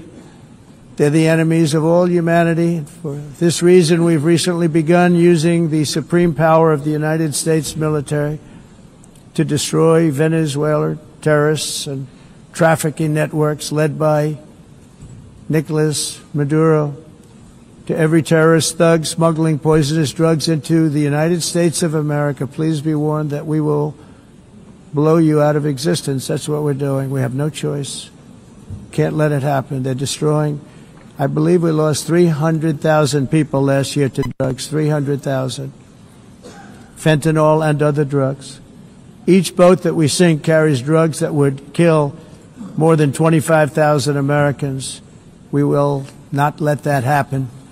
Energy is another area where the United States is now thriving like never before. We're getting rid of the falsely named renewables. By the way, they're a joke. They don't work. They're too expensive. They're not strong enough to fire up the plants that you need to make your country great. The wind doesn't blow. Those big windmills are so pathetic and so bad, so expensive to operate. And they have to be rebuilt all the time, and they start to rust and rot. Most expensive energy ever conceived, and it's actually energy. You're supposed to make money with energy, not lose money. You lose money, the governments have to subsidize. You can't put them out without massive subsidies. And most of them are built in China, and I give China a lot of credit. They build them, but they have very few wind farms. So why is it that they build them and they send them all over the world, but they barely use them? You know what they use? Coal. They use gas. They use almost anything, but they don't like wind. But they sure as hell like selling the windmills. Europe, on the other hand, has a long way to go, with many countries being on the brink of destruction because of the green energy agenda. And I give a lot of credit to Germany. Germany was being led down a very sick path, both on immigration, by the way, and on energy. They were going green, and they were going bankrupt. And the new leadership came in, and they went back to where they were, with fossil fuel and with nuclear, which is good. It's now safe, and you can do it properly. But they went back to where they were, and they opened up a lot of different plants, energy-producing plants, and they're doing well. I give Germany a lot of credit for that. They've said this is a disaster, what's happening. They were going all green. All green is all bankrupt. That's what it represents. And it's not politically correct. I'll be very badly criticized for saying it, but I'm here to tell the truth. I don't care. It doesn't matter to me. I'm in New York City. I'm feeling a lot safer. Crime, we're getting crime down. And by the way, speaking of crime, Washington, D.C. Washington, D.C. was the crime capital of America. Now it's after 12 days, it's a totally safe city. Everyone's going out to dinner. They're going out to restaurants. Your wife can walk down the middle of the street With or without you, nothing's going to happen. My people have done a fantastic job. And yes, I called in the National Guard, and the National Guard took care of business, and they weren't politically correct, but they took care of business. We got 1,700 career criminals out, brought them back to where they came from, the countries where they came from, or put them in jails. Washington, D.C. is now a totally safe city again, and I welcome you to come. In fact, we'll have dinner together at a local restaurant, and we'll be able to walk. We don't have to go by an armor-plated vehicle. We'll walk right over there from the White House. They've given up their powerful edge, a lot of the countries that we're talking about, in oil and gas, such as essentially closing the great North Sea oil. Oh, the North Sea, I know it so well. Aberdeen was the oil capital of Europe, and there's tremendous oil that hasn't been found in the North Sea. Tremendous oil. And I was with the Prime Minister I respect and like a lot, and I said, you're sitting with the greatest asset. They essentially closed it by making it so highly taxed that no developer, no oil company can go there. They have tremendous oil left, and more importantly, they have tremendous oil that hasn't even been found yet. And what a tremendous asset for the United Kingdom. And I hope the Prime Minister is listening, because I told it to him 3 days in a row. That's all he heard. North Sea oil, North Sea, because I want to see them do well. I want to stop seeing them ruining that beautiful Scottish and English countryside with windmills and massive solar panels that go 7 miles by 7 miles, taking away farmland. But we're not letting this happen in America. In 1982, the executive director of the United Nations Environmental Program predicted that by the year 2000, climate change would cause a global catastrophe. He said that it will be irreversible, as any nuclear holocaust would be. This is what they said at the United Nations. What happened? Here we are. Another UN official stated in 1989 that within a decade, entire nations could be wiped off the map by global warming. Not happening. You know, it used to be global cooling. If you look back years ago in the 1920s and the 1930s, they said global cooling will kill the world. We have to do something. Then they said global warming will kill the world. But then it started getting cooler, so now they could just call it climate change, because that way they can't miss. It's climate change. Because if it goes higher or lower, whatever the hell happens, there's climate change.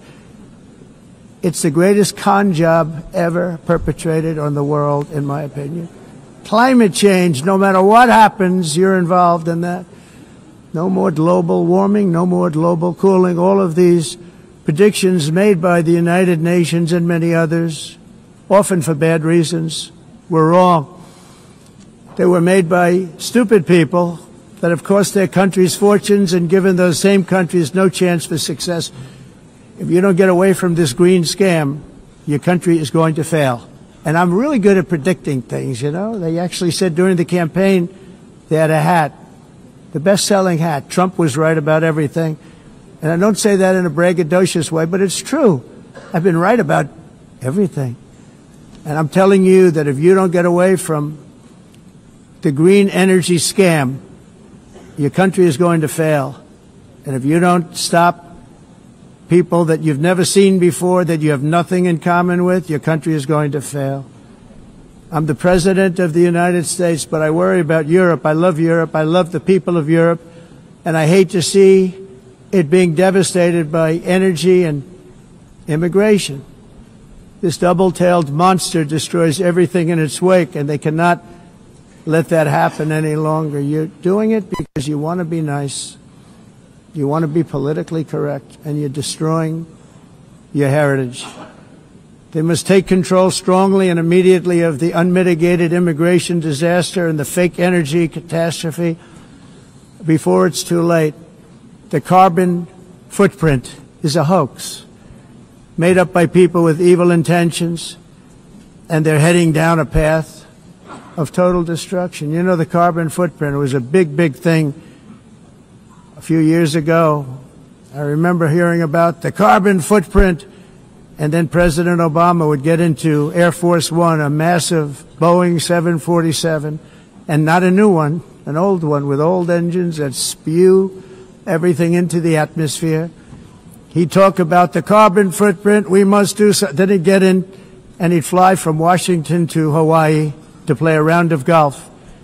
And then he'd get back onto that big, beautiful plane and he'd fly back and he'd talk about, again, global warming and the carbon footprint. It's a con job. At extreme cost and expense, Europe reduced its own carbon footprint by 37%. Think of that.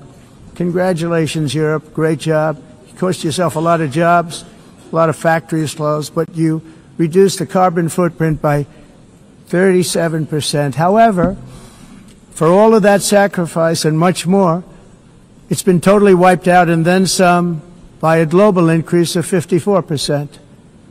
Much of it coming from China and other countries that are thriving around China, which now produces more CO2 than all the other developed nations in the world. So all of these countries are working so hard on the carbon footprint, which is nonsense, by the way. It's nonsense. You know, it's interesting. In the United States, we have still radicalized environmentalists, and they want the factories to stop. Everything should stop. No more cows. We don't want cows anymore. I guess they want to kill all the cows. They want to do things that are just unbelievable, and you have it too. But, you know, we have a border, strong, and we have a shape, and that shape doesn't just go straight up. That shape is amorphous when it comes to the atmosphere. And if we had the most clean air, and I think we do, we have very clean air. We have the cleanest air we've had in many, many years. But the problem is that other countries, like China, which has air that's a little bit rough, it blows. And no matter what you're doing down here, the air up here tends to get very dirty because it comes in from other countries where their air isn't so clean. And the environmentalists refuse to acknowledge that. Same thing with garbage. In Asia, they dump much of their garbage right into the ocean. And over about a 1 week and 2 week journey, it flows right past Los Angeles. You've seen it. Massive amounts of garbage, almost too much to do anything about, flowing past Los Angeles, past San Francisco, and then somebody will get in trouble because he dropped a cigarette on the beach. The whole thing is crazy. The primary effect of these brutal green energy policies has not been to help the environment, but to redistribute manufacturing and industrial activity from developed countries that follow the insane rules that are put down to polluting countries that break the rules and are making a fortune. They're making a fortune. European electricity bills are now 4 to 5 times more expensive than those in China, and 2 to 3 times higher than the United States. And our bills are coming way down. You probably see that our gasoline prices are way down. You know, we have an expression, drill, baby, drill, and that's what we're doing. We're going to be much lower in a year from now. But they've come way down over the last year. As a result, every air conditioner is like very uncommon to see one in some of these countries because the electric costs are so high. So while the U.S. has approximately 1,300 heat-related deaths annually, that's a lot, Europe loses more than 175,000 people to heat deaths each year because the costs are so expensive you can't turn on an air conditioner. What is that all about? That's not Europe. That's not the Europe that I love and know. All in the name of pretending to stop the global warming hoax. The entire globalist concept of asking successful industrialized nations to inflict pain on themselves and radically disrupt their entire societies must be rejected completely and totally, and it must be immediate. That's why in America I withdrew from the fake Paris Climate Accord, where, by the way, America was paying so much more than every country. Others weren't paying. China didn't have to pay until 2030. Russia was given an old standard that was easy to meet, a 1990 standard For the United States, we're supposed to pay like $1 trillion. And I said, this is another scam. The fact is, the United States has been taken advantage of by the world for many, many years, but not any longer, as you probably noticed. I unleashed massive energy production and signed historic executive orders to hunt for oil, but we don't have to do much hunting because we have the most oil of any nation anywhere, oil and gas in the world. And if you add coal, we have the most of any nation in the world. Clean, I call it clean, beautiful coal. You can do things today with coal that you couldn't have done 10 years ago, 15 years. So I have a little standing order in the White House. Never use the word coal, only use the words clean, beautiful coal. Sounds much better, doesn't it? But we stand ready to provide any country with abundant, affordable energy supplies if you need them, when most of you do. We're proudly exporting energy all over the world. We're now the largest exporter. In the United States, we want trade and robust commerce with all nations, everybody. We want to help nations. We're going to help nations. But it must also be fair and reciprocal. The challenge with trade is much the same with climate. The countries that followed the rules, all their factories have been plundered. It's really sad to watch. They've been broken. They've been broken by countries that broke the rules. That's why the United States is now applying tariffs to other countries, and much as these tariffs were for many years applied to us, uncontrollably applied to us. We've used tariffs as a defense mechanism under the Trump administration, including my first term, where hundreds of billions of dollars in tariffs were taken in. And by the way, we had the lowest inflation, and now we have very low inflation. The only thing different is that we have hundreds of billions of dollars flowing into our country. But this is how we will ensure that the system works for everyone and is sustainable into the future. We're also using tariffs to defend our sovereignty and security throughout the world, including against nations that have taken advantage of former U.S. administrations for decades, including the most corrupt, incompetent administration in history, the sleepy Joe Biden administration. Brazil now faces major tariffs in response to its unprecedented efforts to interfere in the rights and freedoms of our American citizens and others, with censorship, repression, weaponization, judicial corruption, and targeting of political critics in the United States. I have a little problem saying this because I must tell you, I was walking in and the leader of Brazil was walking out. We saw him and I saw him, he saw me, and we embraced. And then I'm saying, can you believe I'm going to be saying this in just 2 minutes? We actually agreed that we would meet next week. We didn't have much time to talk, like about 20 seconds. They were in retrospect, I'm glad I waited because this thing didn't work out too well. But we did talk.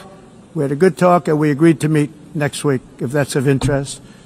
But he seemed like a very nice man, actually. He liked me, I liked him. But if you, and I only do business with people I like. When I don't like them, I don't like them. But we had, at least for about 39 seconds, we had excellent chemistry. It's a good sign. But also in the past, Brazil, can you believe this, unfairly tariffed our nation, but now because of our tariffs, we are hitting them back, and we're hitting them back very hard. As president, I will always defend our national sovereignty and the rights of American citizens. So I'm very sorry to say this, that Brazil is doing poorly and will continue to do poorly. They can only do well when they're working with us.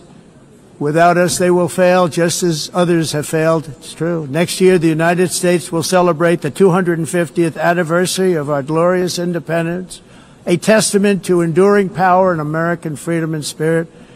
We will also be proudly hosting the 2026 FIFA World Cup, and shortly thereafter, the 2028 Olympics, which is going to be very exciting. I hope you all come.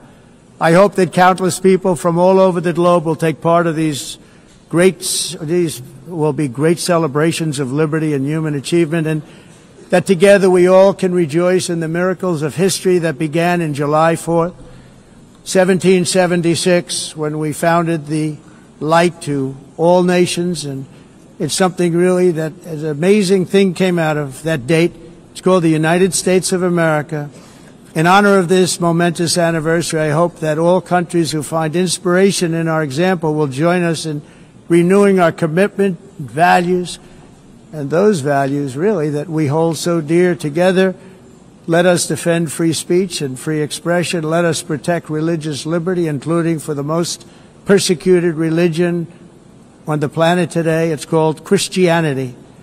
And let us safeguard our sovereignty and cherish qualities that have made each of our nations so special, incredible, and extraordinary. In closing, I just want to repeat that immigration and the high cost of so-called green renewable energy is destroying a large part of the free world and a large part of our planet. Countries that cherish freedom are fading fast because of their policies on these two subjects. You need strong borders and traditional energy sources if you are going to be great again. Whether you have come from north or south, east or west, near or far, every leader in this beautiful hall today represents a rich culture, a noble history, and a proud heritage that makes each nation majestic and unique, unlike anything else in human history or any other place on the face of the earth. From London to Lima, from Rome to Athens, from Paris to Seoul, from Cairo to Tokyo and Amsterdam to right here in New York City, we stand on the shoulders of the leaders and legends, generals and giants, heroes and titans who won and built our beloved nations, all of our nations, with their own courage, strength, spirit, and skill. Our ancestors climbed mountains, conquered oceans, crossed deserts, and trekked over wide open plains. They charged into thunderous battles, plunged into grave dangers, and they were soldiers and farmers and workers and warriors and explorers and patriots. They built towns into cities, tribes into kingdoms, ideas into industries, and small islands into mighty empires. You're a part of all of that. They were champions for their people who never gave up and who never, ever gave in. Their values defined our national identities. Their visions forged our magnificent destiny. Everybody in this room is a part of it in your own way. Each of us inherits the deeds and the myths, the triumphs, the legacies of our own heroes and founders who so bravely showed us the way. Our ancestors gave everything for homelands that they defended with pride, with sweat, with blood, with life, and with death. Now the righteous task of protecting the nations that they built belongs to each and every one of us. So together let us uphold our sacred duty to our people and to our citizens. Let us protect their borders, ensure their safety, preserve their cultures, treasure, and traditions, and fight for their precious dreams and their cherished freedoms. And in friendship and really a beautiful vision, let us all work together to build a bright, beautiful planet, a planet that we all share, a planet of peace and a world that is richer, better, and more beautiful than ever before. That can happen. It will happen. It will happen, and I hope it can happen and start right now, right at this moment. We'll turn it around. We're going to make our countries better, safer, more beautiful. We're going to take care of our people. Thank you very much. It's been an honor. God bless the nations of the world. Thank you very much. Bye.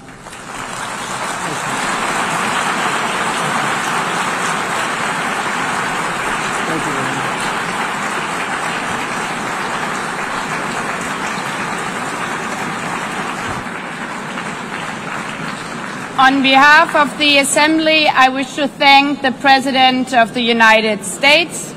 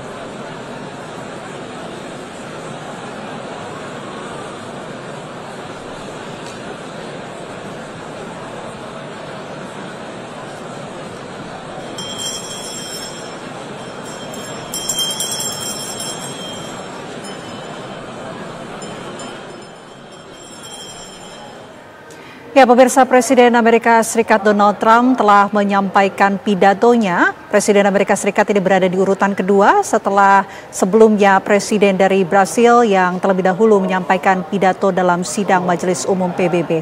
Selanjutnya di urutan ketiga, pemirsa, yang kita nantikan akan dilanjutkan dengan penyampaian pidato yang akan dibawakan langsung oleh Presiden Republik Indonesia Prabowo Subianto dalam Sidang Majelis Umum PBB di Markas PBB New York, Amerika Serikat. Kita telah menyaksikan bagaimana kemudian Presiden Brazil dan juga Presiden Amerika Serikat Donald Trump menyampaikan pidatonya. Ada beberapa poin yang juga disampaikan oleh Presiden Amerika Serikat Donald Trump. Di antaranya Presiden Amerika Serikat Donald Trump tadi mengklaim telah mengakhiri 7 perang, baik itu di kawasan Asia hingga Afrika. Selain itu juga tadi dalam pidatonya Presiden Amerika Serikat Donald Trump juga menyampaikan capaian dari ekonomi luar negeri pemerintahannya, termasuk dengan negara-negara di Asia Tenggara, termasuk juga dengan Indonesia.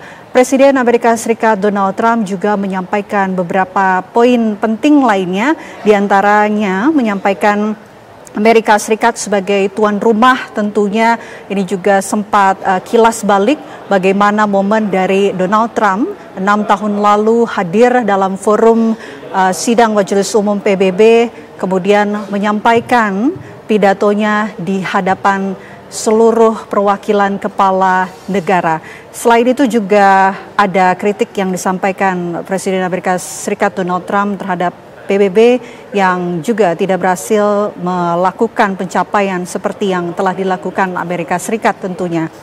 Yang kita simak bersama, pemirsa, Donald Trump telah menyampaikan pidatonya dengan urutan kedua di hadapan seluruh peserta dalam Sidang Majelis Umum PBB ke-80 tahun 2025 yang berlangsung di Markas PBB di New York, Amerika Serikat. Sidang Majelis Umum ke-80 PBB ini adalah forum tahunan utama di PBB di mana negara-negara anggota tentunya berkumpul untuk debat umum tentang isu global seperti perdamaian, keamanan hak asasi manusia, pembangunan, dan lain sebagainya. Yang juga dinanti karena setelah pidato yang disampaikan oleh Presiden Amerika Serikat Donald Trump tadi, urutan berikutnya yang berada di urutan ketiga, Presiden Republik Indonesia Prabowo Subianto akan menyampaikan pidatonya di hadapan seluruh peserta Sidang Umum PBB. Ini yang dinanti-nanti karena sudah kita tunggu setelah penantian selama 10 tahun, akhirnya kepala negara Presiden Republik Indonesia akan menyampaikan pesannya langsung di hadapan peserta dari seluruh dunia yang hadir dalam Sidang Majelis Umum PBB ke-80 tahun 2025 ini. Yang kita nantikan tentunya bagaimana poin-poin ataupun isu-isu yang akan disampaikan oleh Presiden Republik Indonesia Prabowo Subianto, karena dalam Sidang Majelis Umum PBB tahun ini dipandang sebagai momentum yang penting bagi Indonesia, terutama untuk kembali menegaskan peran aktifnya dalam forum multilateral tertinggi dunia. Sebelumnya juga Presiden Republik Indonesia telah terlebih dahulu menghadiri KTT Palestina di PBB New York, Amerika Serikat, dan juga sempat menyampaikan pidatonya selama kurang lebih durasi 5 menit kemarin.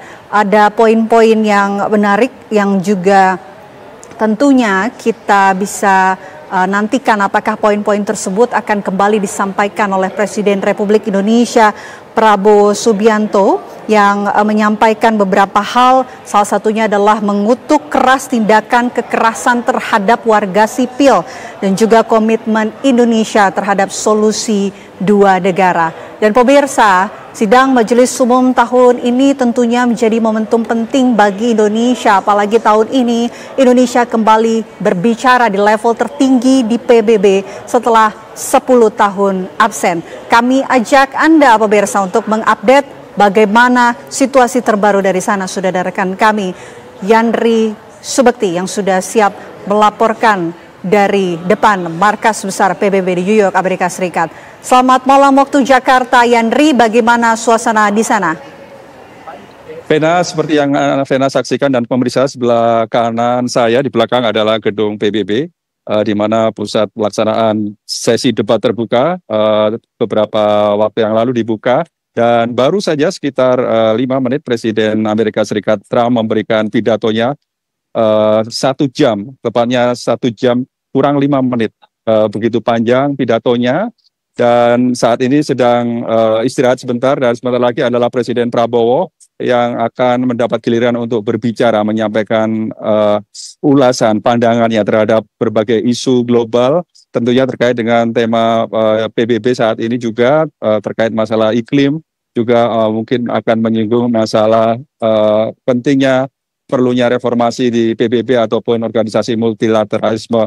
Dan juga tentunya akan memperkuat statement Indonesia terhadap konflik yang terjadi di Israel dan Palestina, di mana seperti yang disampaikan kemarin, Indonesia berkomitmen sangat berharap agar solusi 2 negara ini bisa disetujui. Namun demikian akan kita lihat nanti apa yang akan disampaikan. Dan tadi dari pidato Trump, Vena, saat ini saya berada di samping jalan utama, di mana seperti yang Anda saksikan sangat padat sekali, di mana rombongan Trump tadi juga sempat membekukan ataupun menghambat arus lalu lintas. Dan tadi tepat sekali pukul 10:10 Trump menyampaikan pidatonya. Dari pantauan kami, beberapa poin yang kami tangkap diantaranya Trump baik, sebagian besar baik, terima kasih Yandri Sebekti atas laporan Anda. Tentu kita akan mengajak Anda kembali ke Markas PBB untuk menyaksikan pidato yang akan disampaikan oleh Presiden Republik Indonesia Prabowo di Sidang. Of the United Nations, Her Excellency Madam Annalena Baerbock, President of the United Nations General Assembly, His Excellency Mr.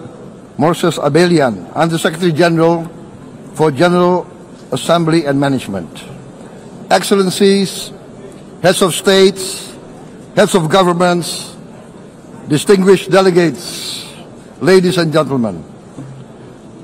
It is indeed a great honor for me to stand in this august General Assembly Hall among leaders and representatives who represent almost all of humanity. We differ in race, religion, and nationality, yet we gather together today as one human family.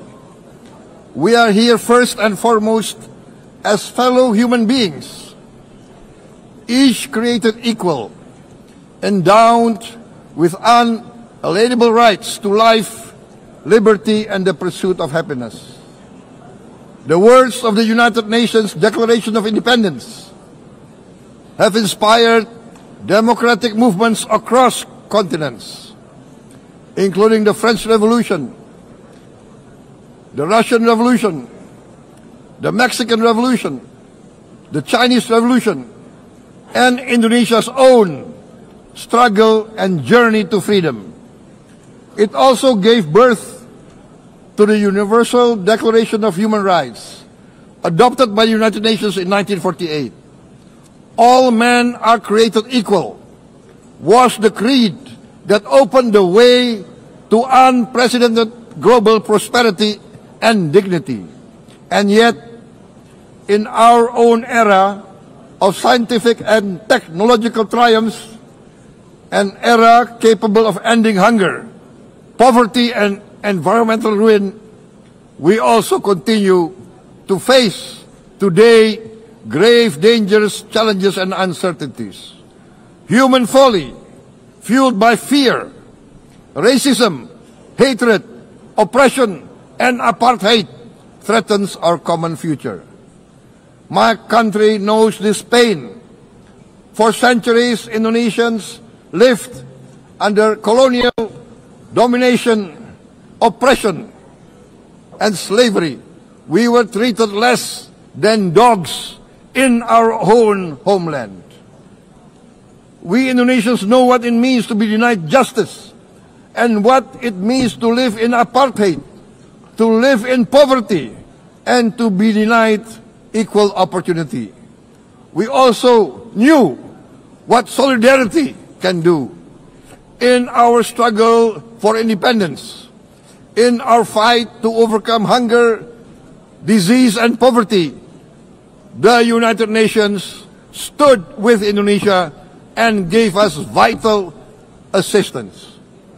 Decisions made here based on human solidarity by the Security Council and this Assembly gave Indonesia independence, international legitimacy, opened doors, and supported our early development through the efforts of the United Nations Children Fund, the United Nations Food and Agriculture Organization, the FAO, the World Health Organization, and many, many other United Nations institutions. And because of that, Indonesia today stands on the cusp of shared prosperity and greater equality and dignity. Madam President, Excellencies, our world today is driven by conflict, injustice, and deepening uncertainty. Every day we witness suffering, genocide, and blatant disregard for international law and human decency. In the face of these challenges, we must not give up. As the United Nations Secretary General said, we cannot give up. We cannot surrender our hopes or our ideals. We must draw closer, not drift apart. Together we must strive to achieve our hopes, our dreams. The United Nations was born from the ashes of the Second World War that claimed scores of millions of lives. It was created to secure peace, security, justice, and freedom for all. We remain committed to internationalism, to multilateralism, and to every effort that strengthens this great institution. Today, Indonesia is nearer than ever before to meeting the sustainable development goals of ending extreme poverty and hunger. Because years ago, this very chamber chose to listen and uphold social and economic justice. We will never forget.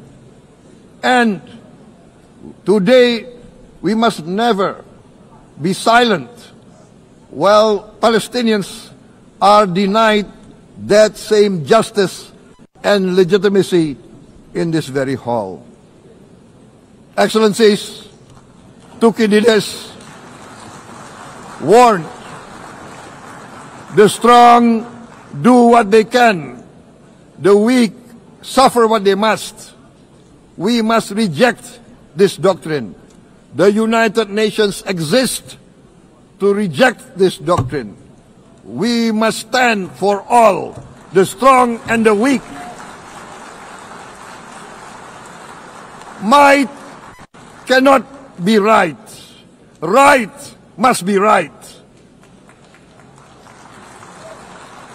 Indonesia today is one of the largest contributors to United Peacekeeping Forces. We believe in the United Nations. We will continue to serve where peace needs guardians, not with just words, but with boots on the ground. If and when the United Nations Security Council and this great assembly decide Indonesia is prepared to deploy 20,000 or even more of our sons and daughters to help secure peace in Gaza or elsewhere, in Ukraine, in Sudan, in Libya, everywhere when the peace needs to be enforced, peace needs to be guarded, we are ready. We will take our share of the burden, not only with our sons and daughters, we are also willing to contribute financially to support the great mission to achieve peace by the United Nations. Madam President, Excellencies, I propose to this Assembly a message of hope and optimism, grounded in action and execution. Today, we heard the speech of Madam President, the President of the United Nations General Assembly. Yes, it is true what she said. Without the International Civil Aviation Organization, will we be here today? Will we sit in this great hall? Without the United Nations, we cannot be safe. No country can feel secure. We need the United Nations, and Indonesia will continue to support the United Nations. Even though we still struggle, but we know the world needs a strong United Nations. The world's population is growing. Our planet is under strain. Food, energy, and water insecurity haunt many nations. We choose to answer these challenges directly at home and to help abroad wherever we can. This year, Indonesia recorded the highest rice production and grain reserves in our history. We are now self-sufficient in rice, and we are starting now to export rice to other nations in need, including providing rice for Palestine. We are building resilient food supply chains, strengthening farmer productivity, investing in climate-smart agriculture to ensure food security for our children and for the children of the world. We are confident in a few years' time, Indonesia will be the granary of the world.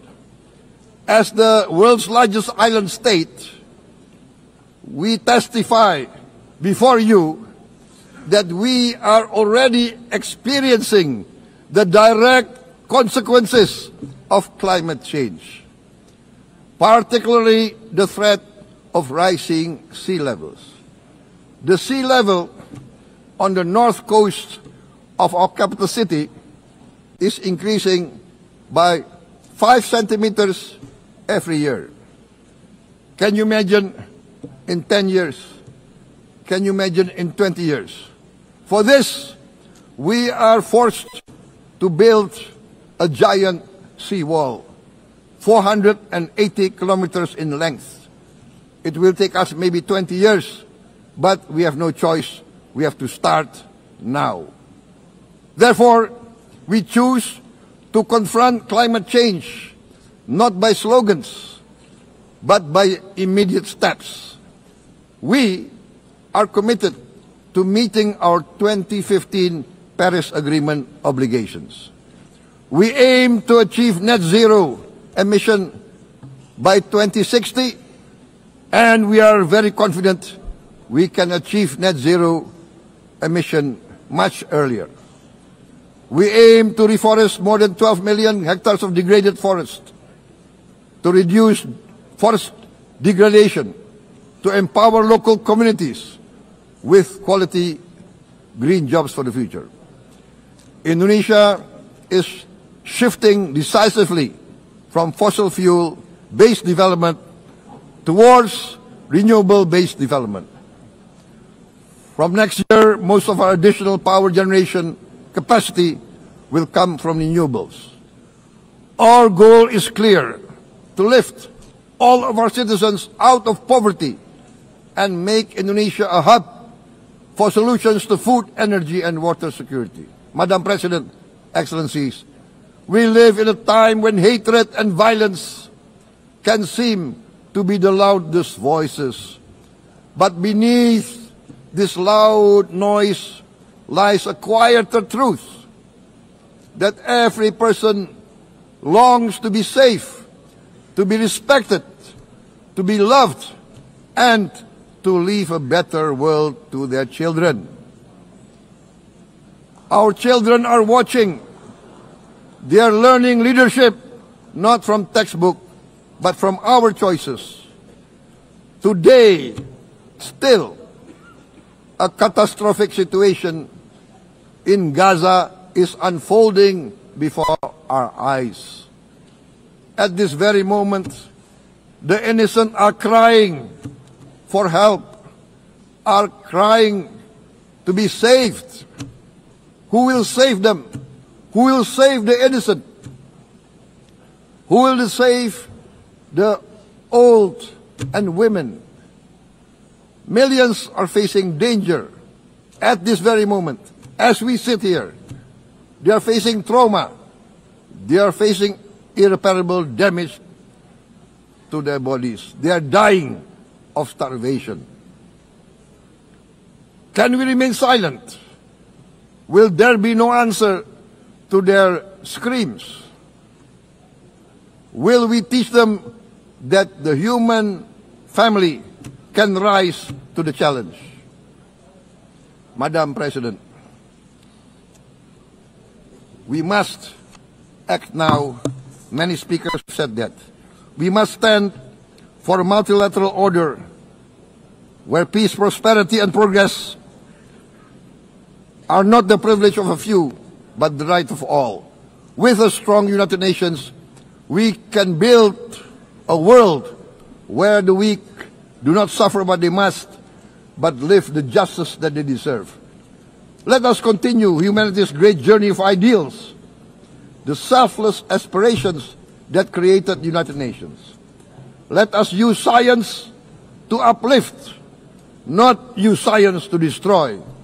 Let rising nations help others to lift themselves.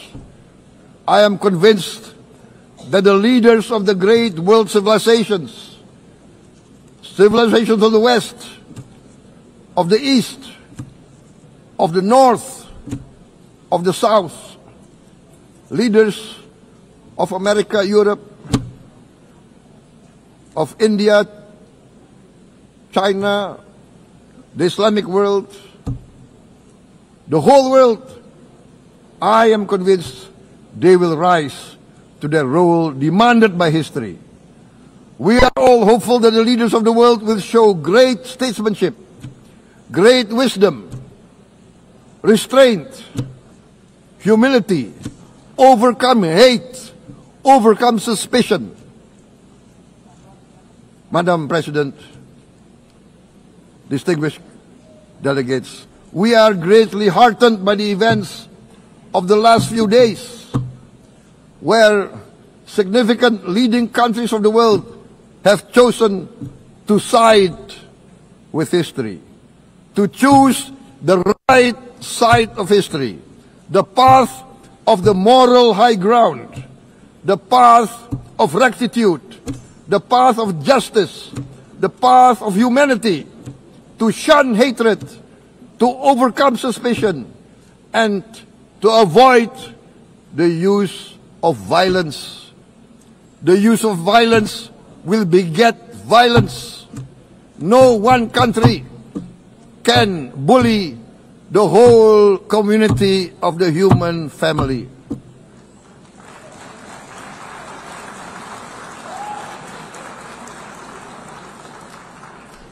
We may be weak individually, but the sense of oppression, the sense of injustice has proven in the history of mankind that this sense of injustice, this sense of oppression will unite into a strong force that will overcome this oppression, that will overcome this injustice. To close, I would like to reiterate again Indonesia's complete support for the two-state solution in Palestine. We must have an independent Palestine, but we must also recognize we must also respect and we must also guarantee the safety and security of Israel. Only then we can have real peace, and no longer hate and no longer suspicion. The only solution is this two-state solution. Two descendants of Abraham must live in reconciliation, peace, and harmony. Arabs, Jews, Muslims, Christians, Hindus, Buddhists, all religions, we must live as one human family. Indonesia is committed to being part of making this vision a reality. Is this a dream? Maybe, but this is the beautiful dream that we must work together towards. Let us work towards this noble goal. Let us continue humanity's journey of hope, a journey started by our forefathers, a journey that we must complete. Thank you. Wassalamualaikum warahmatullahi wabarakatuh.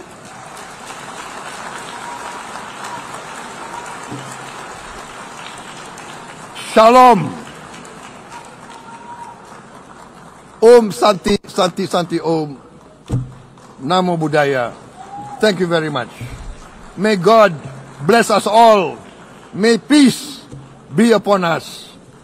Thank you very much. Thank you. On behalf of the Assembly, I wish to thank the President of the Republic of Indonesia.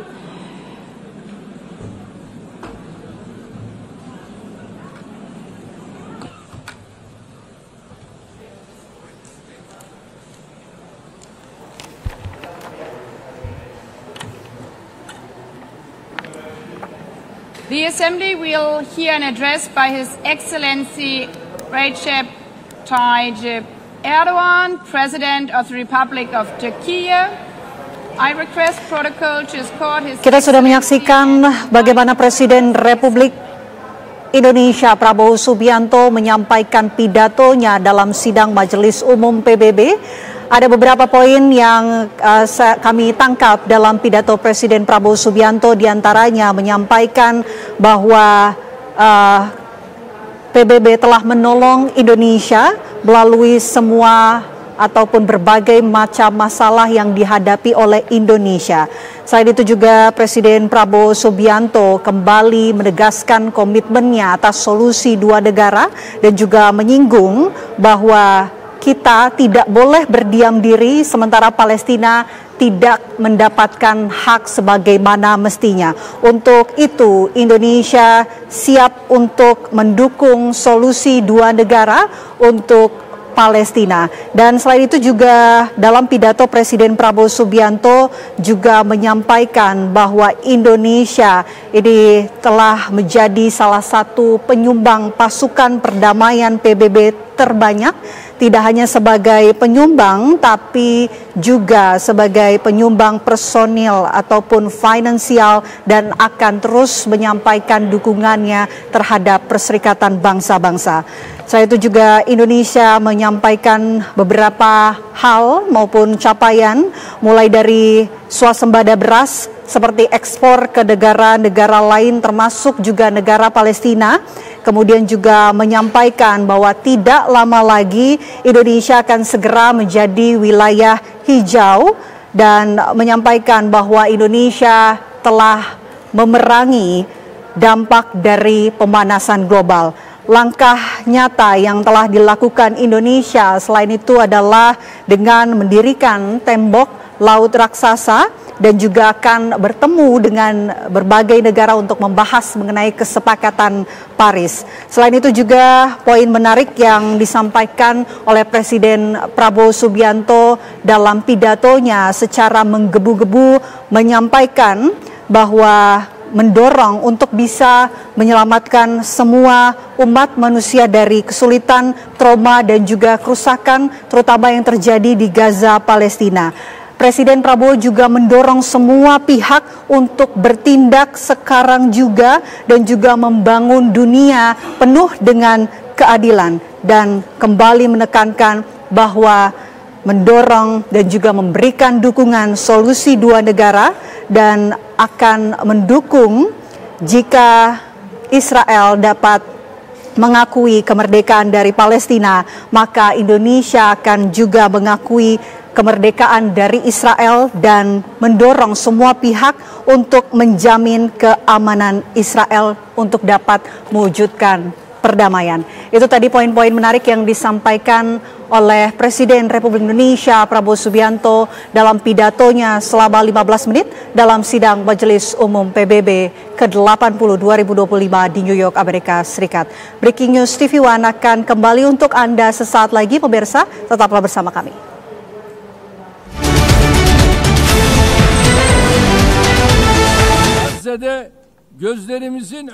Particularly in Gaza, right before our very eyes, genocide has been going on for over 700 days now. Even as we gather here, as we speak now, Israel is currently massacring civilians in Gaza. The number of civilian casualties in Gaza has surpassed 65,000. Unfortunately, the number of people who are still trapped under the rubble is not yet known. And more than 20,000 of those who died were children. For the last 23 months, a child has been murdered by Israel in Gaza every hour. Yes, every hour. These are not just figures, dear friends. All of these, each one of these is a person, a human being, innocent people. People are now being killed not with weapons, but with the weapon of starvation. In the 21st century, under the gaze of the civilized world, 428 people died of starvation. Out of those 428, 146 were children, and this number is increasing every day. Now, I will show you a photo, which is a picture from daily life in Gaza. The first photo, as you see, these are people. These are women with these cups that they are holding in their hands, cups and buckets. Just feel your conscience and answer the following question. Can we possibly have a reasonable reason for this brutality in 2025? This shameful picture in Gaza has been unfolding and is being repeated every day for 23 months now. And there are 2.5 million Gazans who live in 365 square kilometers, and every day what happens is they are being dragged from one place to another. The healthcare infrastructure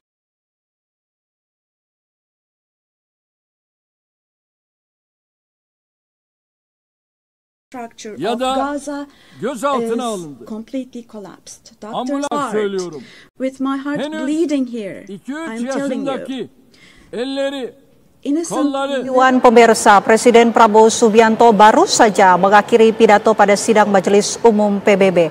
Hal tersebut menjadi momentum penting bagi Indonesia, apalagi tahun ini Indonesia kembali berbicara di level tertinggi PBB setelah 10 tahun absen. Kami ajak Anda pemirsa bergabung bersama reporter tvOne Yandri Subekti yang telah menyiapkan laporannya untuk Anda. Selamat malam waktu Jakarta, langsung dari Markas Besar PBB di New York, Amerika Serikat. Yandri, silakan dengan laporan Anda.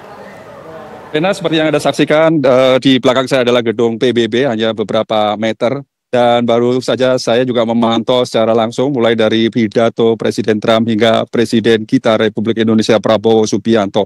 Secara sepintas, luar biasa sekali. Sangat berbeda sekali dengan sebelumnya, yaitu Presiden Trump, di mana dalam penyampaian pidatonya Trump selama 1 jam kurang 4 menit.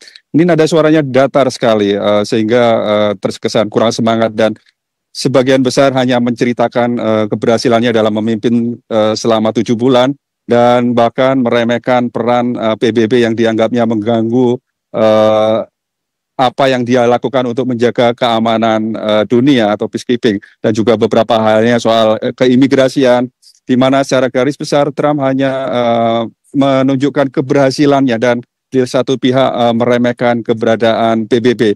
Namun untuk Presiden kita Prabowo Subianto yang meskipun hanya berpidato sekitar 15 menit tanpa membaca naskah dan juga terlihat berapi-api sekali, pertama menghargai sekali peran PBB terhadap menjaga ataupun dalam menghadapi tantangan global, dan juga bercerita tentang sejarah Indonesia di mana juga saat itu banyak sekali PBB membantu Indonesia memperoleh kemerdekaan dan hingga berada ataupun seperti saat ini, dan kemudian menyampaikan optimisme bahwa PBB sebenarnya masih bisa untuk menangani ataupun mengatasi masalah-masalah konflik atau global dunia saat ini, meskipun saat ini diakui oleh Prabowo bahwa masih banyak sekali pelanggaran hak asasi manusia, terlebih mencontohkan akan konflik yang terjadi antara Israel dan Palestina, banyaknya korban sipil dan anak-anak. Namun demikian, Presiden kita Prabowo Subianto masih tetap memberikan semangat kepada pemimpin-pemimpin dunia yang hadir dalam General Assembly tersebut, dan juga bahkan menawarkan diri, menawarkan bahwa Indonesia siap membantu, dan juga tadi disebutkan juga saat ini Indonesia merupakan penyumbang penjaga keamanan, pasukan penjaga keamanan terbesar, dan juga lebih dari 20.000 putra-putri terbaik Indonesia yang saat ini maupun nantinya siap akan dilibatkan, dikirimkan untuk menjaga perdamaian, misalkan dikirim ke Gaza, dikirim ke Ukraina, ini akan siap. Dan sekali lagi Prabowo juga menyampaikan tidak hanya akan mengirimkan tenaga medis ataupun tenaga-tenaga yang dibutuhkan untuk menjaga perdamaian di lokasi atau di tempat-tempat konflik, namun juga secara finansial Prabowo akan siap mendukung apabila diperlukan. Dan juga ditambahkan meskipun saat ini Indonesia masih struggle, masih sebetulnya masih belum benar-benar dalam artian memang saat ini belum sepenuhnya sempurna bagus, namun demikian Prabowo dengan lantang, dengan semangat siap membantu, baik itu mengirimkan pemuda ataupun warga kita yang terbaik untuk ikut dilibatkan dalam menjaga perdamaian maupun secara finansial. Dan juga tadi seperti Vena sampaikan beberapa isu terkait climate change dan juga yang menarik masalah Gaza, Prabowo juga kembali menegaskan komitmen Indonesia untuk mendukung mengakui solusi dua negara. Dan juga tadi yang menarik sekali, salah satu solusi yang saat ini terbaik adalah di samping mengakui Palestina ataupun dua negara, dan juga menjamin ataupun juga mengakui kedaulatan Israel dan menjaga kedaulatan dan keamanan Israel. Ini adalah merupakan solusi terbaik untuk warga Gaza maupun Israel yang saat ini masih dalam konflik berkepanjangan yang banyak sekali rakyat sipil maupun anak-anak berjatuhan di Palestina. Vena.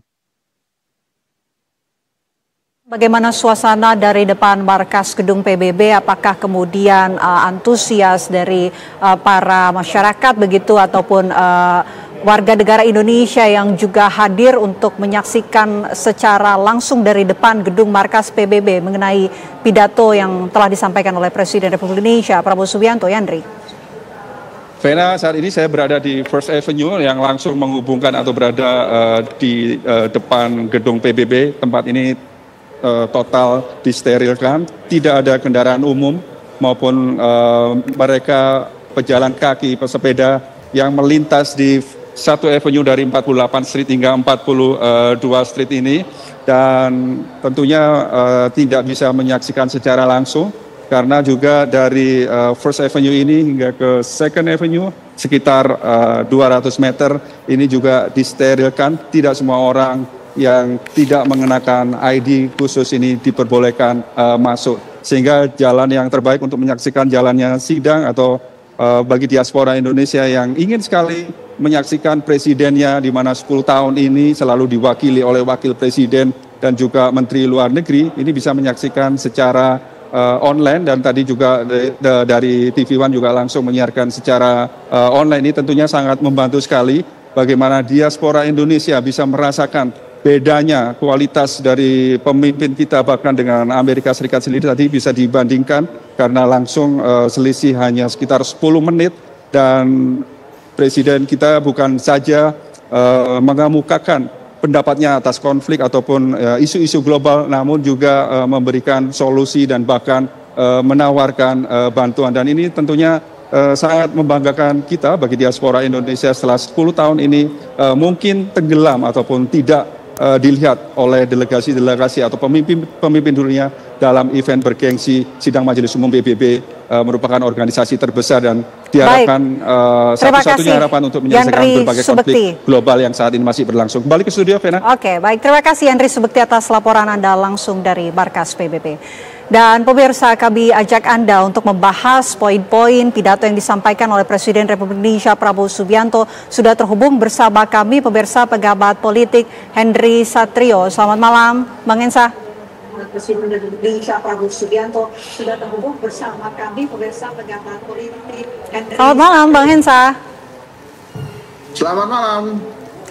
Bang, ini kita sudah saksikan bersama selama kurang lebih 15 menit Presiden Republik Indonesia Prabowo Subianto menyampaikan pidatonya dengan tegas begitu mengguncang Sidang Majelis Umum PBB. Ada banyak sekali poin-poin yang disampaikan oleh Presiden Republik Indonesia Prabowo Subianto. Apa kemudian yang Anda tangkap, pesan apa yang ingin disampaikan oleh Presiden Prabowo Subianto di hadapan pemimpin dunia yang hadir dalam Sidang Majelis Umum PBB?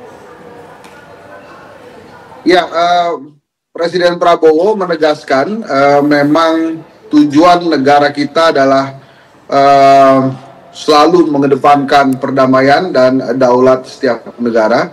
Yang luar biasa dari Pak Prabowo menurut saya dibandingkan dengan kepala-kepala negara lain, beliau memberikan solusi secara langsung terhadap konflik-konflik yang terjadi di dunia, khususnya tentang Palestina dan Israel. Beliau benar-benar menyampaikan hal yang menurut saya luar biasa.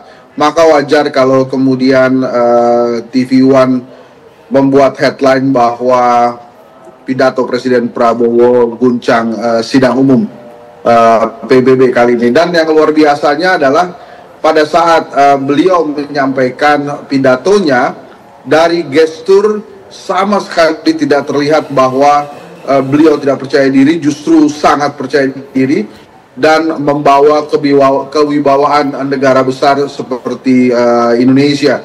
Bahasa Inggris yang fluent merupakan bonus saja menurut saya, tapi dari gestur, dari raut muka, dari bahasa yang diambil, beliau sangat mengedepankan bagaimana Indonesia sebagai negara besar penuh wibawa kali ini tampil di muka para petinggi dunia untuk menyampaikan solusi-solusi terhadap kondisi yang bisa mengedepankan perdamaian dunia.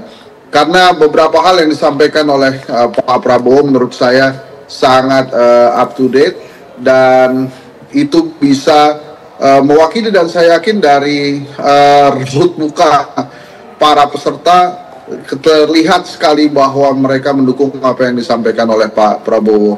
Ini saya sih gemeteran juga ya tadi pada saat kita saksikan, rasa bangga yang membuncah luar biasa menurut saya.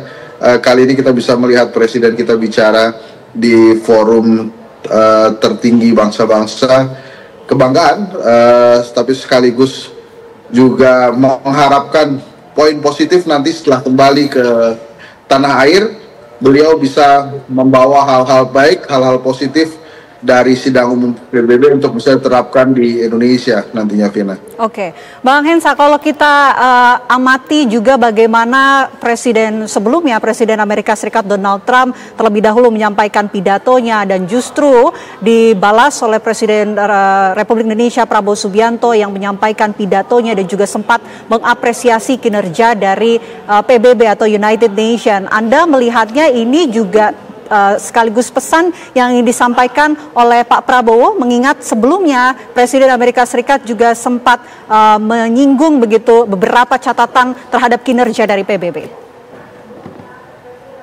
Menurut saya Pak Prabowo menyampaikan pesan yang lebih tajam ya, karena saya menilainya Trump menyampaikan beberapa hal normatif yang sangat biasa disampaikan oleh Amerika Serikat ya, sebagai sebuah negara besar. Hal yang disampaikan Trump menurut saya justru terlalu normatif dan tidak setajam Pak Prabowo dalam menyampaikan pesan-pesan kebangsaan yang diubah dengan bahasa internasional yang menurut saya sangat memukau. Saya yakin penampilan Pak Prabowo pertama ini bukan saja mengguncang Sidang Umum PBB, tapi banyak sekali kepala-kepala negara yang tidak menyangka bahwa sebagai presiden negara besar, Pak Prabowo berani menyampaikan solusi-solusi tajam terhadap perdamaian dunia dan hal-hal yang terkait kesejahteraan bangsa-bangsa secara gamblang, lugas di depan Sidang Umum PBB. Jadi menurut saya mungkin kali ini kita bisa sangat berbangga dengan penampilan presiden kita, dan memang betul apa yang disampaikan oleh Mas Yandri tadi sebelumnya, bahwa kita kangen ya kehadiran seorang pemimpin yang bisa tampil di muka dunia dengan membawa kewibawaan negara besar seperti negara kita ini. Oke, yang juga menarik untuk kita bahas poin yang disampaikan oleh Presiden Prabowo Subianto mengenai kembali lagi ditekankan solusi dua negara. Indonesia secara resmi mendukung diterapkannya solusi dua negara. Hal itu juga sebelumnya sudah disampaikan dalam KTT Palestina di PBB kemarin dan kembali disampaikan. Pesan apa yang bisa Anda tangkap dari ini? Ya, Prabowo nampaknya memang mengedepankan satu, perdamaian dunia, kemudian kedaulatan masing-masing negara ya. Jadi kan digarisbawahi bahwa kita ya oke saja mengakui kedaulatan negara Israel, tapi sebelumnya Israel harus mengakui dulu adanya negara Palestina. Itu merupakan terobosan menurut saya dan solusi yang sangat konkret, dan harusnya apa yang disampaikan Pak Prabowo tadi bisa menjadi solusi tegas terhadap perdamaian Israel Palestina yang memang sangat menyedihkan, kemudian katastrof ya, sangat menghancurkan. Mudah-mudahan apa yang disampaikan Pak Prabowo ini dianggap sebagai solusi tajam dan bisa diputuskan sebagai solusi dari sidang umum kali ini, bahwa kedaulatan setiap bangsa, kedaulatan setiap negara harus dijunjung tinggi. Baik, terima kasih Bang Hensa, pengamat politik, sudah bergabung bersama Breaking News tvOne membahas poin-poin menarik pidato yang disampaikan oleh Presiden Republik Indonesia Prabowo Subianto. Selamat malam Bang Hensa. Selamat.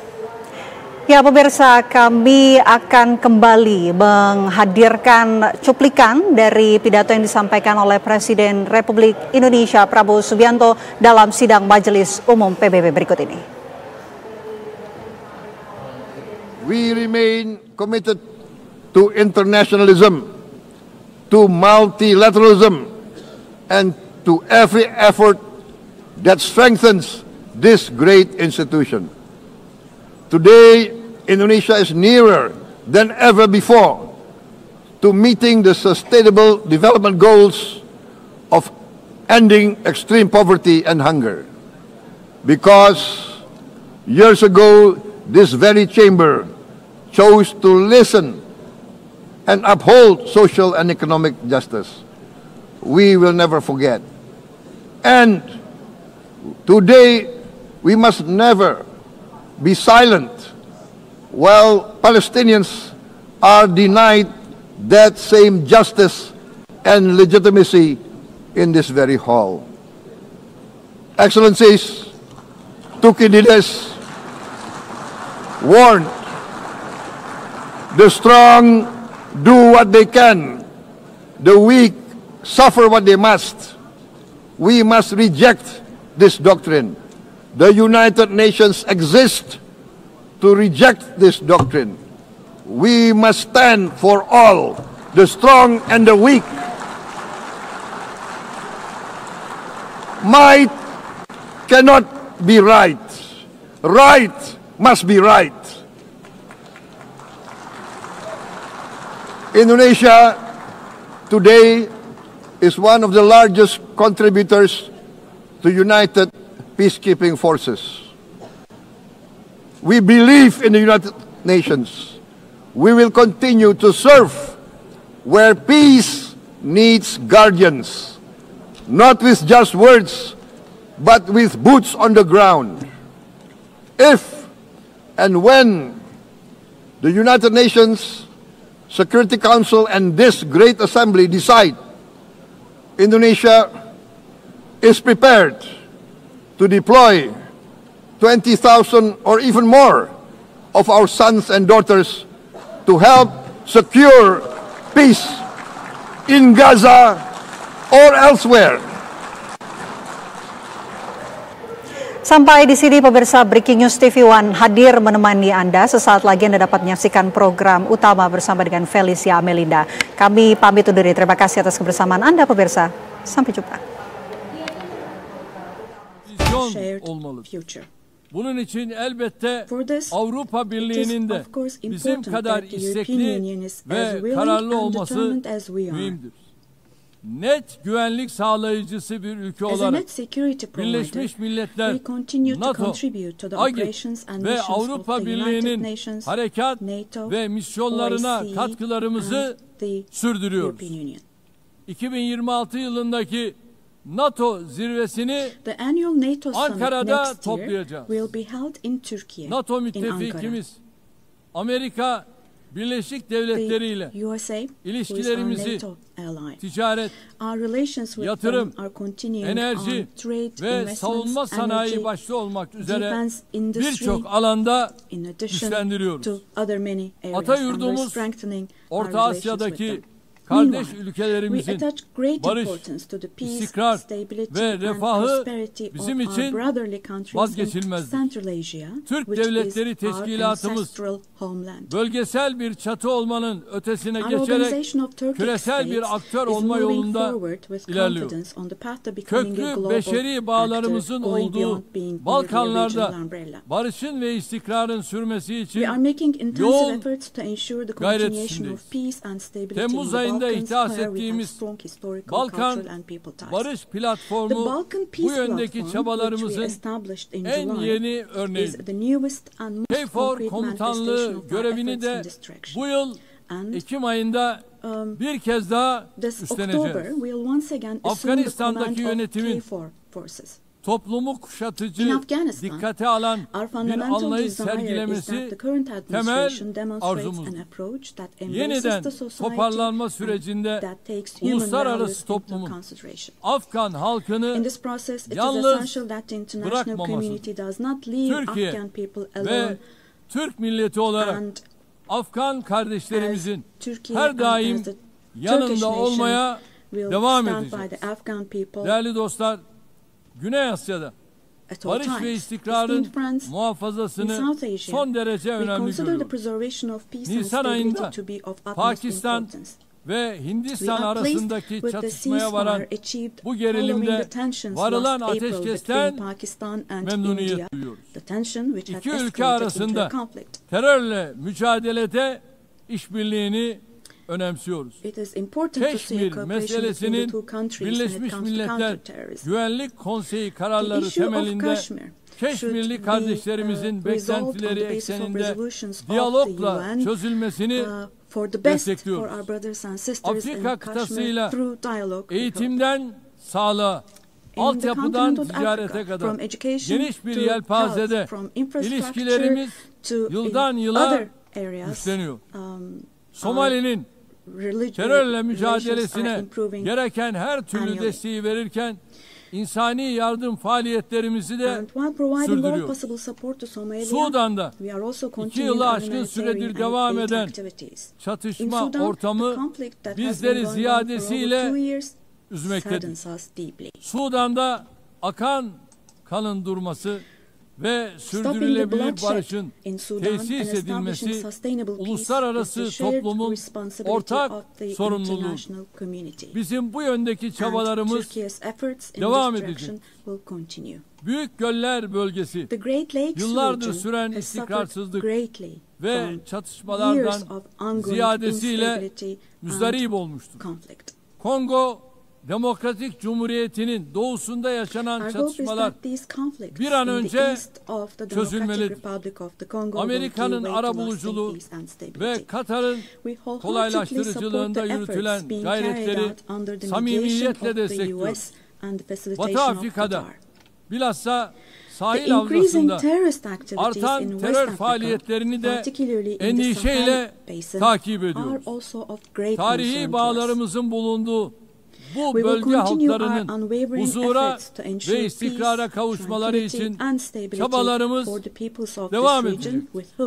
İlhamını çift başlı Selçuklu Kartalı'ndan alan, bizim de 360 derecelik yaklaşımla yürüttüğümüz Türk dış politikasında Asya ülkeleriyle ilişkilerimiz büyük stratejik öneme sahiptir. Yeniden Asya girişimimiz çerçevesinde ASEAN başta olmak üzere bölgesel kuruluşlarla angajmanımız giderek derinleşiyor.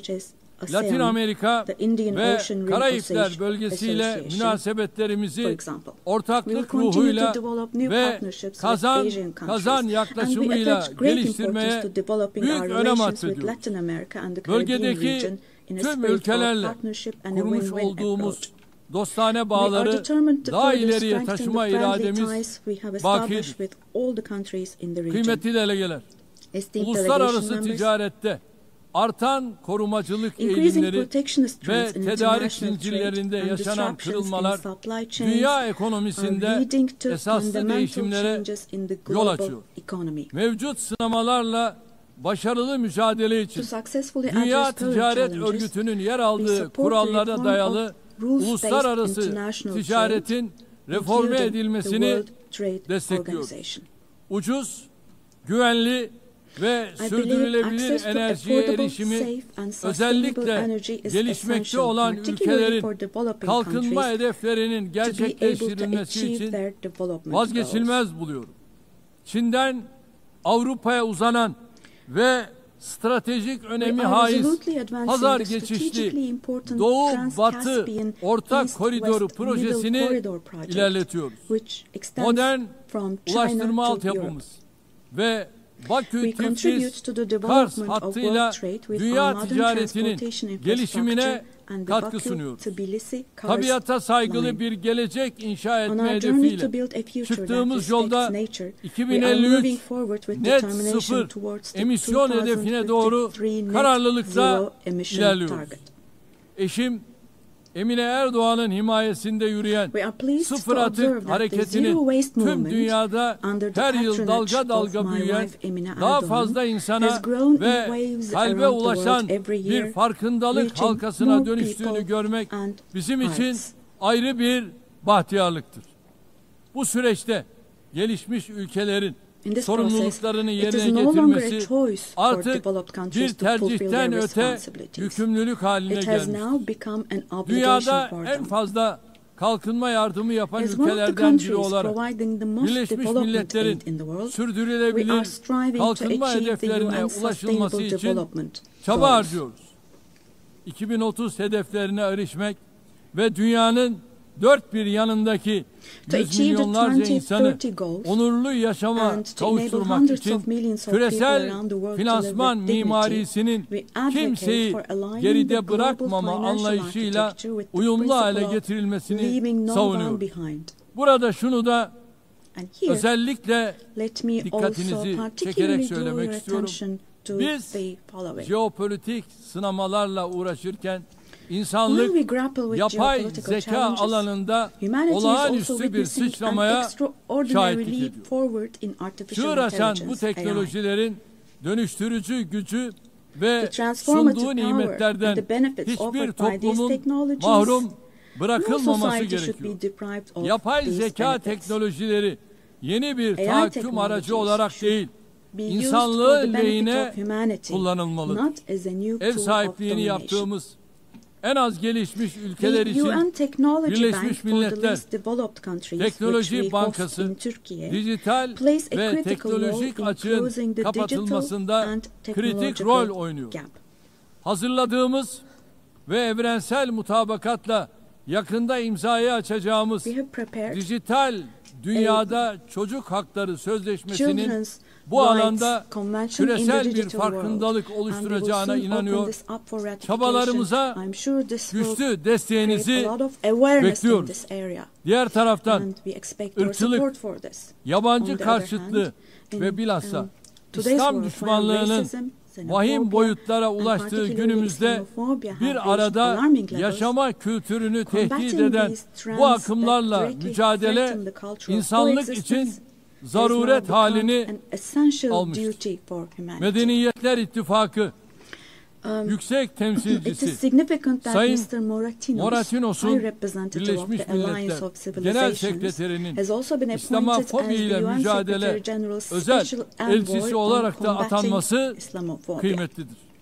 Geçen sene burada ifade ettiğim gibi As aile I kurumu stated here last year, the günümüzde daha önce institution hiç of the olmadığı family kadar is under threat tehdit today as altındadır. never before. Kadın ve erkekten oluşan Defending the aileyi family, savunmak consisting aynı of a zamanda woman and a insanı, man, means fıtratı, defending yaşamı humanity, ve defending geleceği nature, savunmak life demektir. and the future. Türkiye olarak artan saldırılar Turkey will karşısında continue to aileyi defend the savunmaya family in the devam face edeceğiz. of ever increasing attacks. Kıymetli delegeler, Distinguished delegation members, insanlığın bir daha savaş felaketi yaşamaması için the roots of the kurulan UN Birleşmiş established to Milletler'in prevent kökleri humanity from içinde bulunduğumuz experiencing the disaster of war karanlık again döneme are ışık filled with tutacak values değerlerle that will doludur. eliminate the dark Genel era Sekreter we are in. Sayın Guterres'in teşkilatımızı We fully etkin support ve the verimli hale UN getirmek 80 amacıyla initiative başlattığı launched by Secretary Birleşmiş General Milletler Guterres to make 80 our girişimine organization more desteğimiz effective tamdır. and more Bu efficient. girişimin Birleşmiş Milletler'in tüm faaliyetlerini daha da I hope this güçlendirecek bir initiative süreç succeeds olarak as a process başarıya that will further ulaşmasını strengthen all temenni the ediyorum. activities of Bu the sürece İstanbul'u bir Birleşmiş I Milletler express our merkezi readiness haline to provide strong getirme support to this vizyonumuzdan process, da also hareketle driven by our vision güçlü of destek making vermeye hazırız. Istanbul a UN 80. hub. yılda Birleşmiş Milletler'i kuruluş ruhuna döndürecek I sincerely adımları believe that atmak it is our shared hepimizin responsibility to ortak take steps sorumluluğudur. that will restore the Biz founding spirit of the UN güçlünün haklı olduğu in değil, its 80th year. We haklının will güçlü continue to olduğu say bir sistem kurulana kadar dünya 5'ten the büyüktür world is demeye bigger than devam five edeceğiz. until a system is established where the righteous are powerful, not the powerful are righteous. Görevimiz sistemi Our terk duty etmek is değil, not to abandon the system, onarmak, but rather to yeniden repair it işler hale and to make getirmek. it work again. Hiç şüphesiz Without a doubt, daha adil a bir more dünya just, a mümkündür. fairer world is Türkiye possible. daha adil bir dünyanın Türkiye will inşası patiently için continue its mücadelesini fight for the construction sabırla of a more just devam world. ettirecektir. Rabbim yar ve So, yardımcımız may God olsun help diyorum. and aid us Hepinizi all. bir kez daha Once again, sevgi let me ve greet you all saygıyla selamlıyorum. with Kalın kind regards sağlıcakla. and thank you.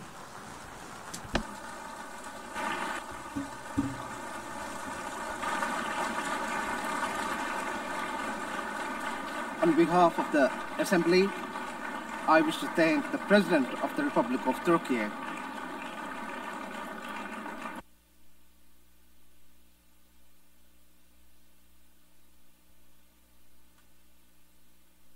Assembly will hear an address by Her Excellency Dina Ercilia Boluarte Segara, President of the Republic of Peru. I request protocol to escort Her Excellency and invite her to address the Assembly.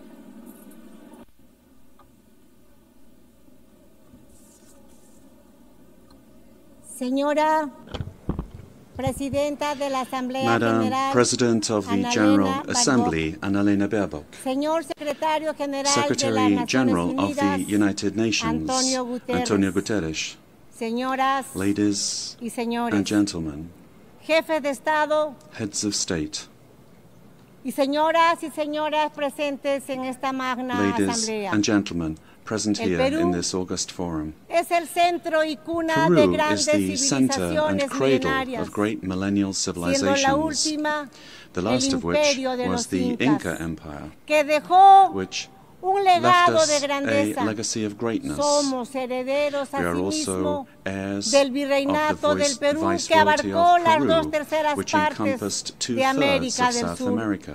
Somos un país mestizo, We are a mestizo mezcla nation, fundamental a entre fundamental hispanos mix y between andinos, Hispanic and Andean orgulloso peoples, de ser heredero proud to de be los the más heirs grandes of the two imperios de greatest Europa y empires América of Europe del and siglo America XVI. of the 16th century. El pueblo peruano The es Peruvian hoy people today resiliente, are emprendedor, resilient, solidario, entrepreneurial, amante supportive, de la paz, and lovers of la peace, libertad y la freedom, democracia. and democracy. Nuestros grandes Our great writers, escritores, Mario Vargas Llosa y José and María José María Arguedas, Arguedas, compartieron la idea shared the idea de que el Perú that es Peru país is a de country todas of las sangres.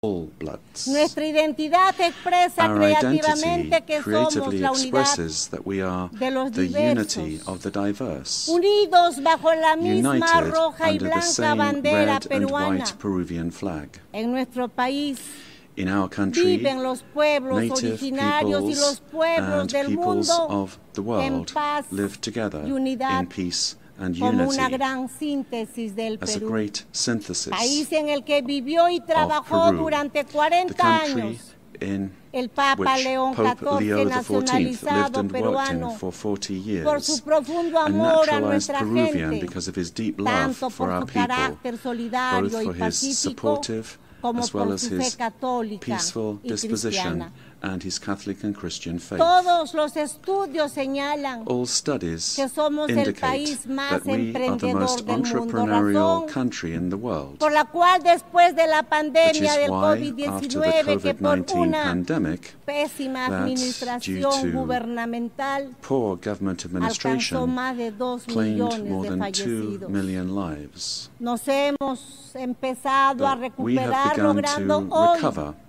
más de 17 meses and de today crecimiento we look back on more consecutivo than de 17 months nuestra of economía. consecutive Hemos economic growth. derrotado la We have recesión y la overcome the inflación recession and originada por la inflation violencia caused by política political violence y por la and by corrupción. corruption, Un golpe de a Estado failed fallido coup d'etat, y la fuga de más de and the 20 flight mil of more millones than de $20 dólares billion entre los años that was 2021 between y 2021 and 2023. 2023. Hemos recuperado la We confianza have de la inversión nacional, regained pero the trust of también national but also del extranjero, of foreign y investment, abrazado and a la we libertad. have embraced freedom. Somos un país solvente We y are a estable solvent and a stable por el country golpe de Estado de diciembre del because of the coup 2022 attempt que of December pretendía 2022, instaurar una which sought to dictadura establish a sometiendo dictatorship a todos los by poderes del forcing all Estado. branches of the state Tuve que asumir into submission. I had constitucionalmente to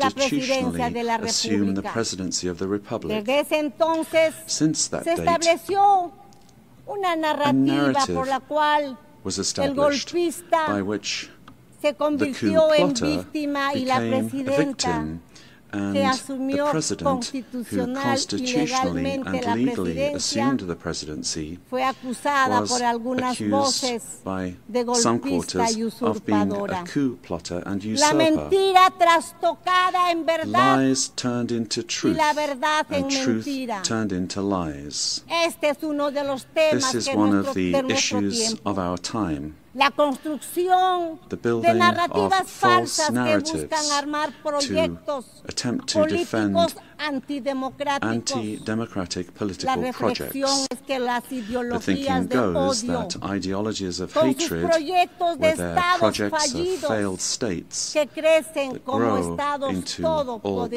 todopoderosos, states, requieren para require, imponerse una in order narrativa to impose falsa their will, para a lograr false su narrative objetivo por medio in order to de la achieve their violencia que objectives en el through poder violence, and who, aplasta las once in libertades, power, crush aplasta freedoms, los medios de comunicación, silence a la the press oposición and democrática, democratic opposition, viola los derechos humanos violate y da human inicio rights, al and control, begin to control, confiscación to y confiscate, expropiación and de to las empresas expropriate privadas, private companies, creando una burocracia creating corrupta a corrupt que bureaucracy destruye la that economía, destroys the economy, la sociedad y la society, moral pública. and public morality. El primer paso The para first todo step ello for achieving es all la of this construcción is to build de un a relato en el narrative que se in order miente, to se lie, engaña to y deceive, se manipula. and to manipulate. La ideología del odio de The clases ideology es of muy class hatred hábil is very en skillful trastocar la at realidad y distorting construir reality falsos and relatos, building false pues narratives, utiliza el método because it uses the totalitario de repetir totalitarian ad method of infinitum repeating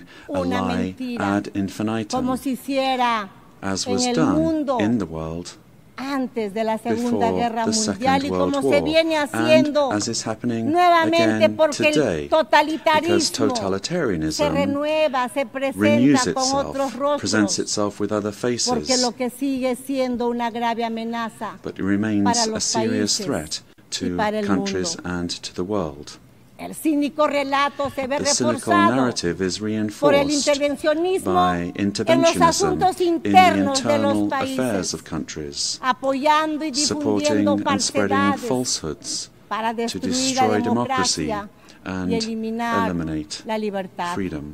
En el Perú In Peru, hemos superado we have overcome una fuerte, organizada y strong, persistente violencia organized and política que persistent political pretendía violence la that vuelta al sought the gobierno del return of the golpista, coup plotters y desde el government, año and since 2024 se ha 2024, logrado avanzar en el progress has been made restablecimiento de in la restoring estabilidad stability y and la confidence. confianza, razón por la cual And this la is why economía the peruana Peruvian logró economy crecer managed ese to año grow this year by 3,3% y en el 3.3%. presente año 2025 And está in the superando current un year, crecimiento del 2025, is exceeding 3,5%, 3.5% growth, previéndose que el with año forecasts that in 2026 se 2026 mantenga la tendencia the de la trend of expansión economic growth will económica. continue.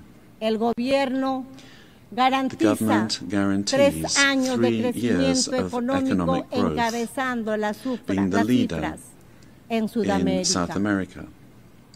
La inflación que Inflation tenemos is es inferior al below 2% anual. 2% annually. Las reservas internacionales son International superiores reserves a los amount 88 to more mil than millones $88 de billion, dólares. Y nuestra and moneda our currency se mantiene remains estable y stable, se and fortalece it's cada día getting más. stronger every day. Nuestra deuda externa Our es menor external al debt is less than 32,2% del 32.2% PBI, of GDP, una de las más one of bajas the de lowest América in the y del Americas mundo. and in the world. Nuestro déficit And our fiscal fiscal este deficit año this será year de will be 2,2% 2.2% annually. anual. Señora Presidenta de esta magna Asamblea, Madam President of this el 24 magnificent de General octubre se Assembly, creó on las October Naciones 24th, Unidas, the UN was después created de la after World Segunda Guerra War II, Mundial, cuando se logró when one derrotar a of uno the de los greatest mayores proyectos totalitarian políticos political totalitarios projects construido built bajo una on an ideología de ideology odio of hatred, que produjo el más grave genocidio leading en la to the most historia serious de la genocide in humanidad, human history, el the Holocausto, Holocaust, que was jamás defeated. que And this is jamás something that we debemos must olvidar. never, I say never, Esa nefasta forget. guerra causó la That muerte dreadful war de 60 caused the millones death de of seres 60 humanos. million human beings. Toda ideología de odio all el odio de ideologies of clases hate, y su class elevación hatred, a and principio y its motor de la elevation as a historia, principle and el odio driver racial, of history, el racial nacionalista, hatred, el nationalist odio hatred, religioso, religious hatred, étnico, el ethnic odio a hatred, las hatred mujeres, against entre women, otros, amongst others, son los are the causantes de los causes peores for the crímenes worst en la crimes historia committed humana. in human history. Las ideologías de odio Ideologies of construyen hatred relatos como verdades build narratives absolutas as absolute que truths instrumentalizan a las that personas y a los instrumentalize people pueblos. and nations. La constitución The política de mi political patria constitution of my afirma homeland, que la Peru, defensa affirms that the de la defense persona of humana the y su individual dignidad and their es el dignity fin is supremo the de supreme la goal sociedad of y del society Estado. and of the state. El Perú rechaza en Peru, consecuencia los dos principales Rejects the relatos two de odio principal en el hate mundo, narratives in the world, el odio de clases y namely el odio class hatred religioso, and religious origen hatred. de guerras.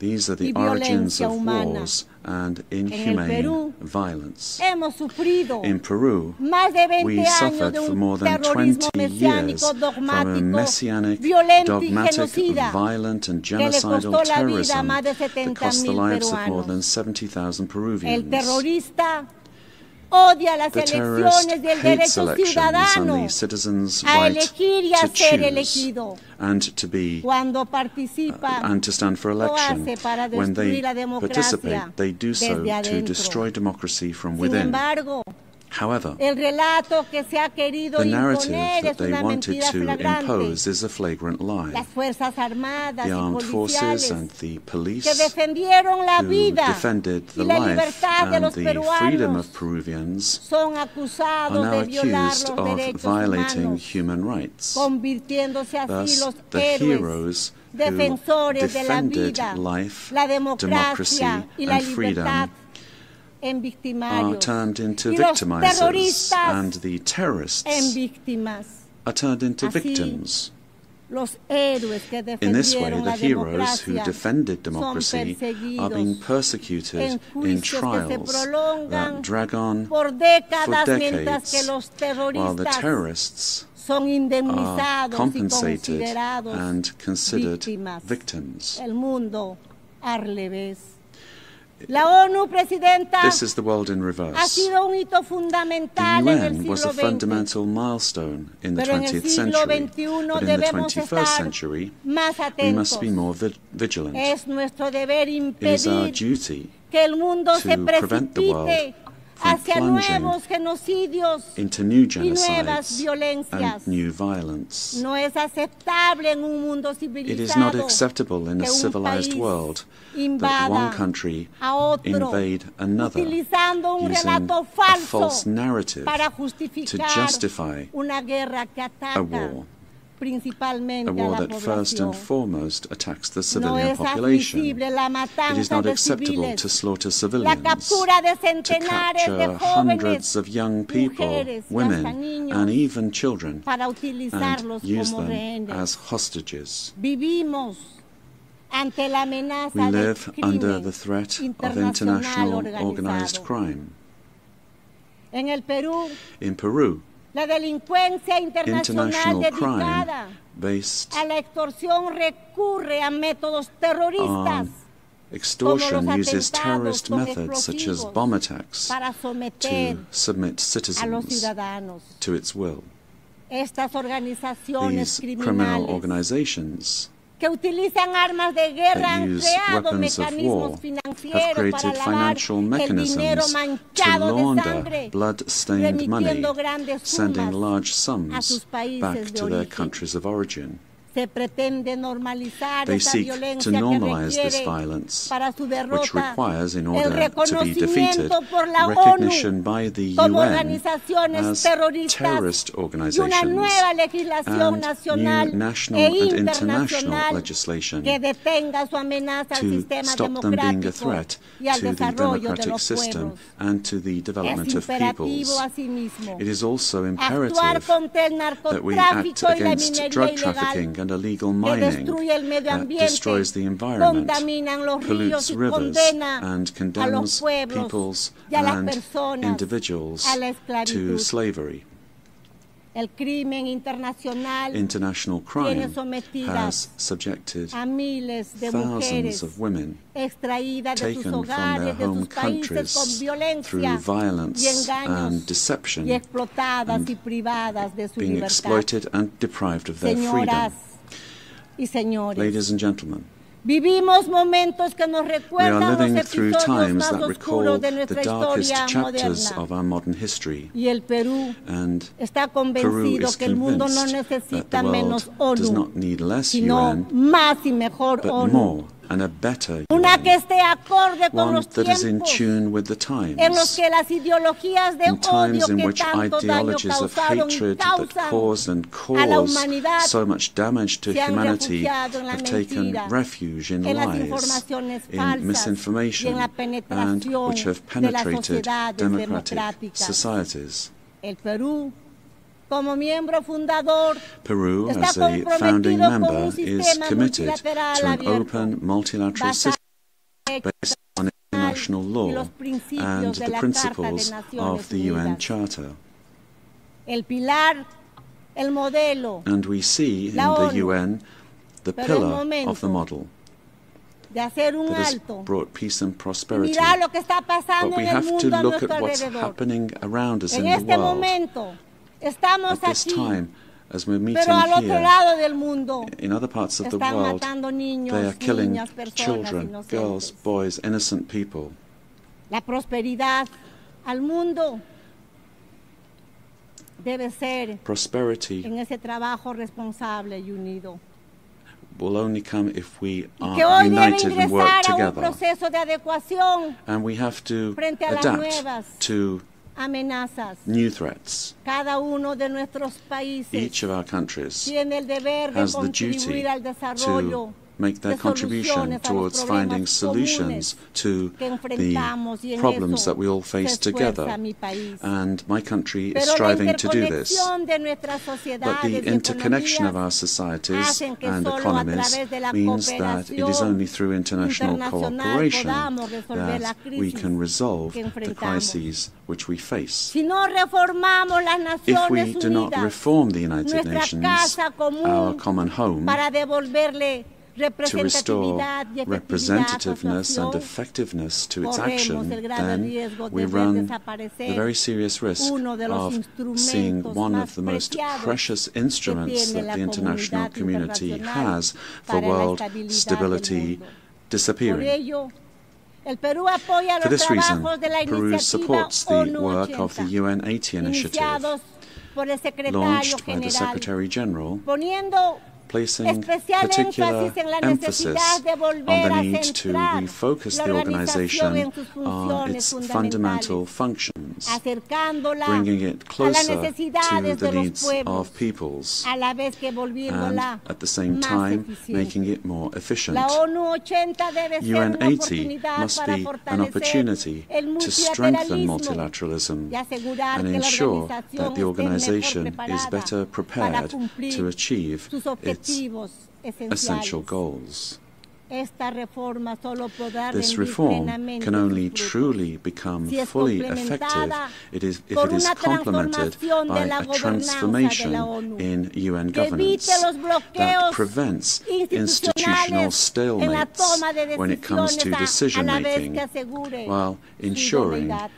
its suitability. Señoras y señores, Ladies and en gentlemen, el Perú, nuestro gobierno in trabaja Peru, en el our cumplimiento de government sus is working to compromisos, meet its commitments, tanto como su both población to our como citizens con la as well as comunidad to the international community, enfrentando la amenaza facing del the crimen threat of organizado, organized crime resultado de la resulting from the descomposición collapse de gobiernos of tiránicos tyrannical y haber governments provocado la migración that led a to países como el migration to other Desde el countries. primer día de mi This is gobierno true of our country. hemos luchado From por day one, restablecer my la government has fought to gobernabilidad en el restore país governance in the y country derrotar la and to polarización y defeat la violencia. polarization and En el violence. Perú rige la In plena Peru, there separación is de full poderes separation of y el powers, Estado de the Derecho, rule of law, el respeto a la respect libertad for freedom y a los derechos and humanos. human rights. Mi gobierno es el más My estable government is the most en un stable stable of the last 5 years, during which 5 presidents have succeeded one another. We are fighting for citizen security, facing crime that takes advantage of the rise in the price of gold and drug trafficking. We have achieved positive, verifiable results in these areas. We are working to strengthen human capital. We are fighting child malnutrition and anemia. And we are building schools and hospitals throughout the country, which has not been done in recent years. The priority is children, women, and the Peruvian family.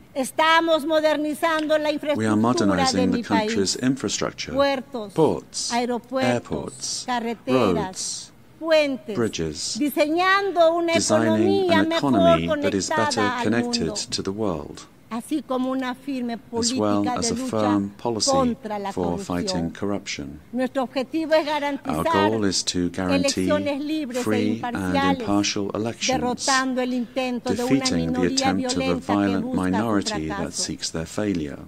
Ladies and gentlemen, the United Nations organization has always been present in the modern history of my country, particularly in its most difficult moments.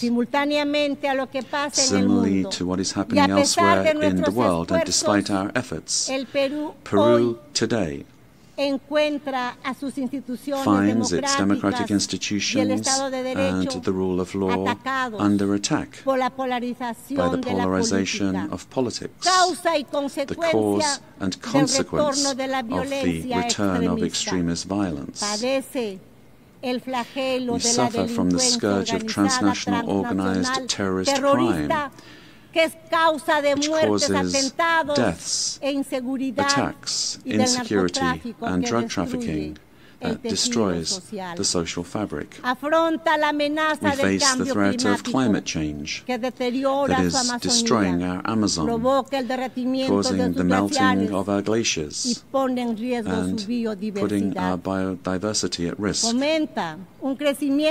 We promote inclusive and sustainable growth in the context of opposing powers. But none of these problems is merely national, but global. This is why we need the United Nations to once again be a forum for dialogue and cooperation. I wish to recall the legacy of Ambassador Javier Pérez de Cuellar, who managed to do relevant work in the organization despite the Cold War. With that example in mind, and in view of our region's adherence to the purposes of the Charter, and in order to ensure better representation, we believe it is time for the next Secretary General to come from Latin America. Ladies and gentlemen, El Perú está comprometido en lograr que esta Asamblea General no sea una simple efeméride, sino la reafirmación de nuestro compromiso hacia una acción colectiva que revitalice a las Naciones Unidas como herramienta que apoye la paz y la unidad global, así como el desarrollo. Tenemos que ser firmes en la verdad frente a los relatos que la escamotean, la pervierten o mienten abiertamente con el fin de ocultar agendas que no corresponden a nuestro tiempo y mucho menos al destino de la humanidad. Por ello, es imperativo fortalecer la verdad frente a los relatos basados en el odio, la mentira repetida que busca imponerse y que solo engendra destrucción. Pese a todos los obstáculos, la verdad se abre paso y nos hace libres. Paz y unidad para el Perú y el mundo. and for the world, Huachas del planeta, for all those on the planet. Yang kasung, ama chiknikuspa, ama yuyakuspa, buscando el desarrollo de nuestro pueblo. Let us seek the development of our peoples, presidents of the world. Juntos trabajemos. Together, let us work together. Sin odiarnos. Without hating one another. Procurando el desarrollo de nuestros pueblos. The development of our peoples. Sí a la vida. Yes to no life. A la violencia. No to violence. No a la guerra. And no Muchas gracias. to war. Thank you very much.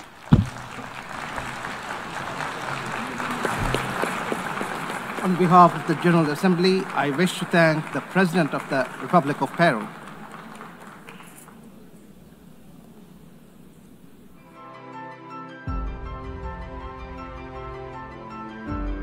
Karunia yang diberikan oleh Yang Maha Kuasa kepada kita sungguh sangat besar dan sungguh sangat beragam. Namun, tengah segala karunia tersebut, kita pun harus berani untuk menjadi bangsa yang berani.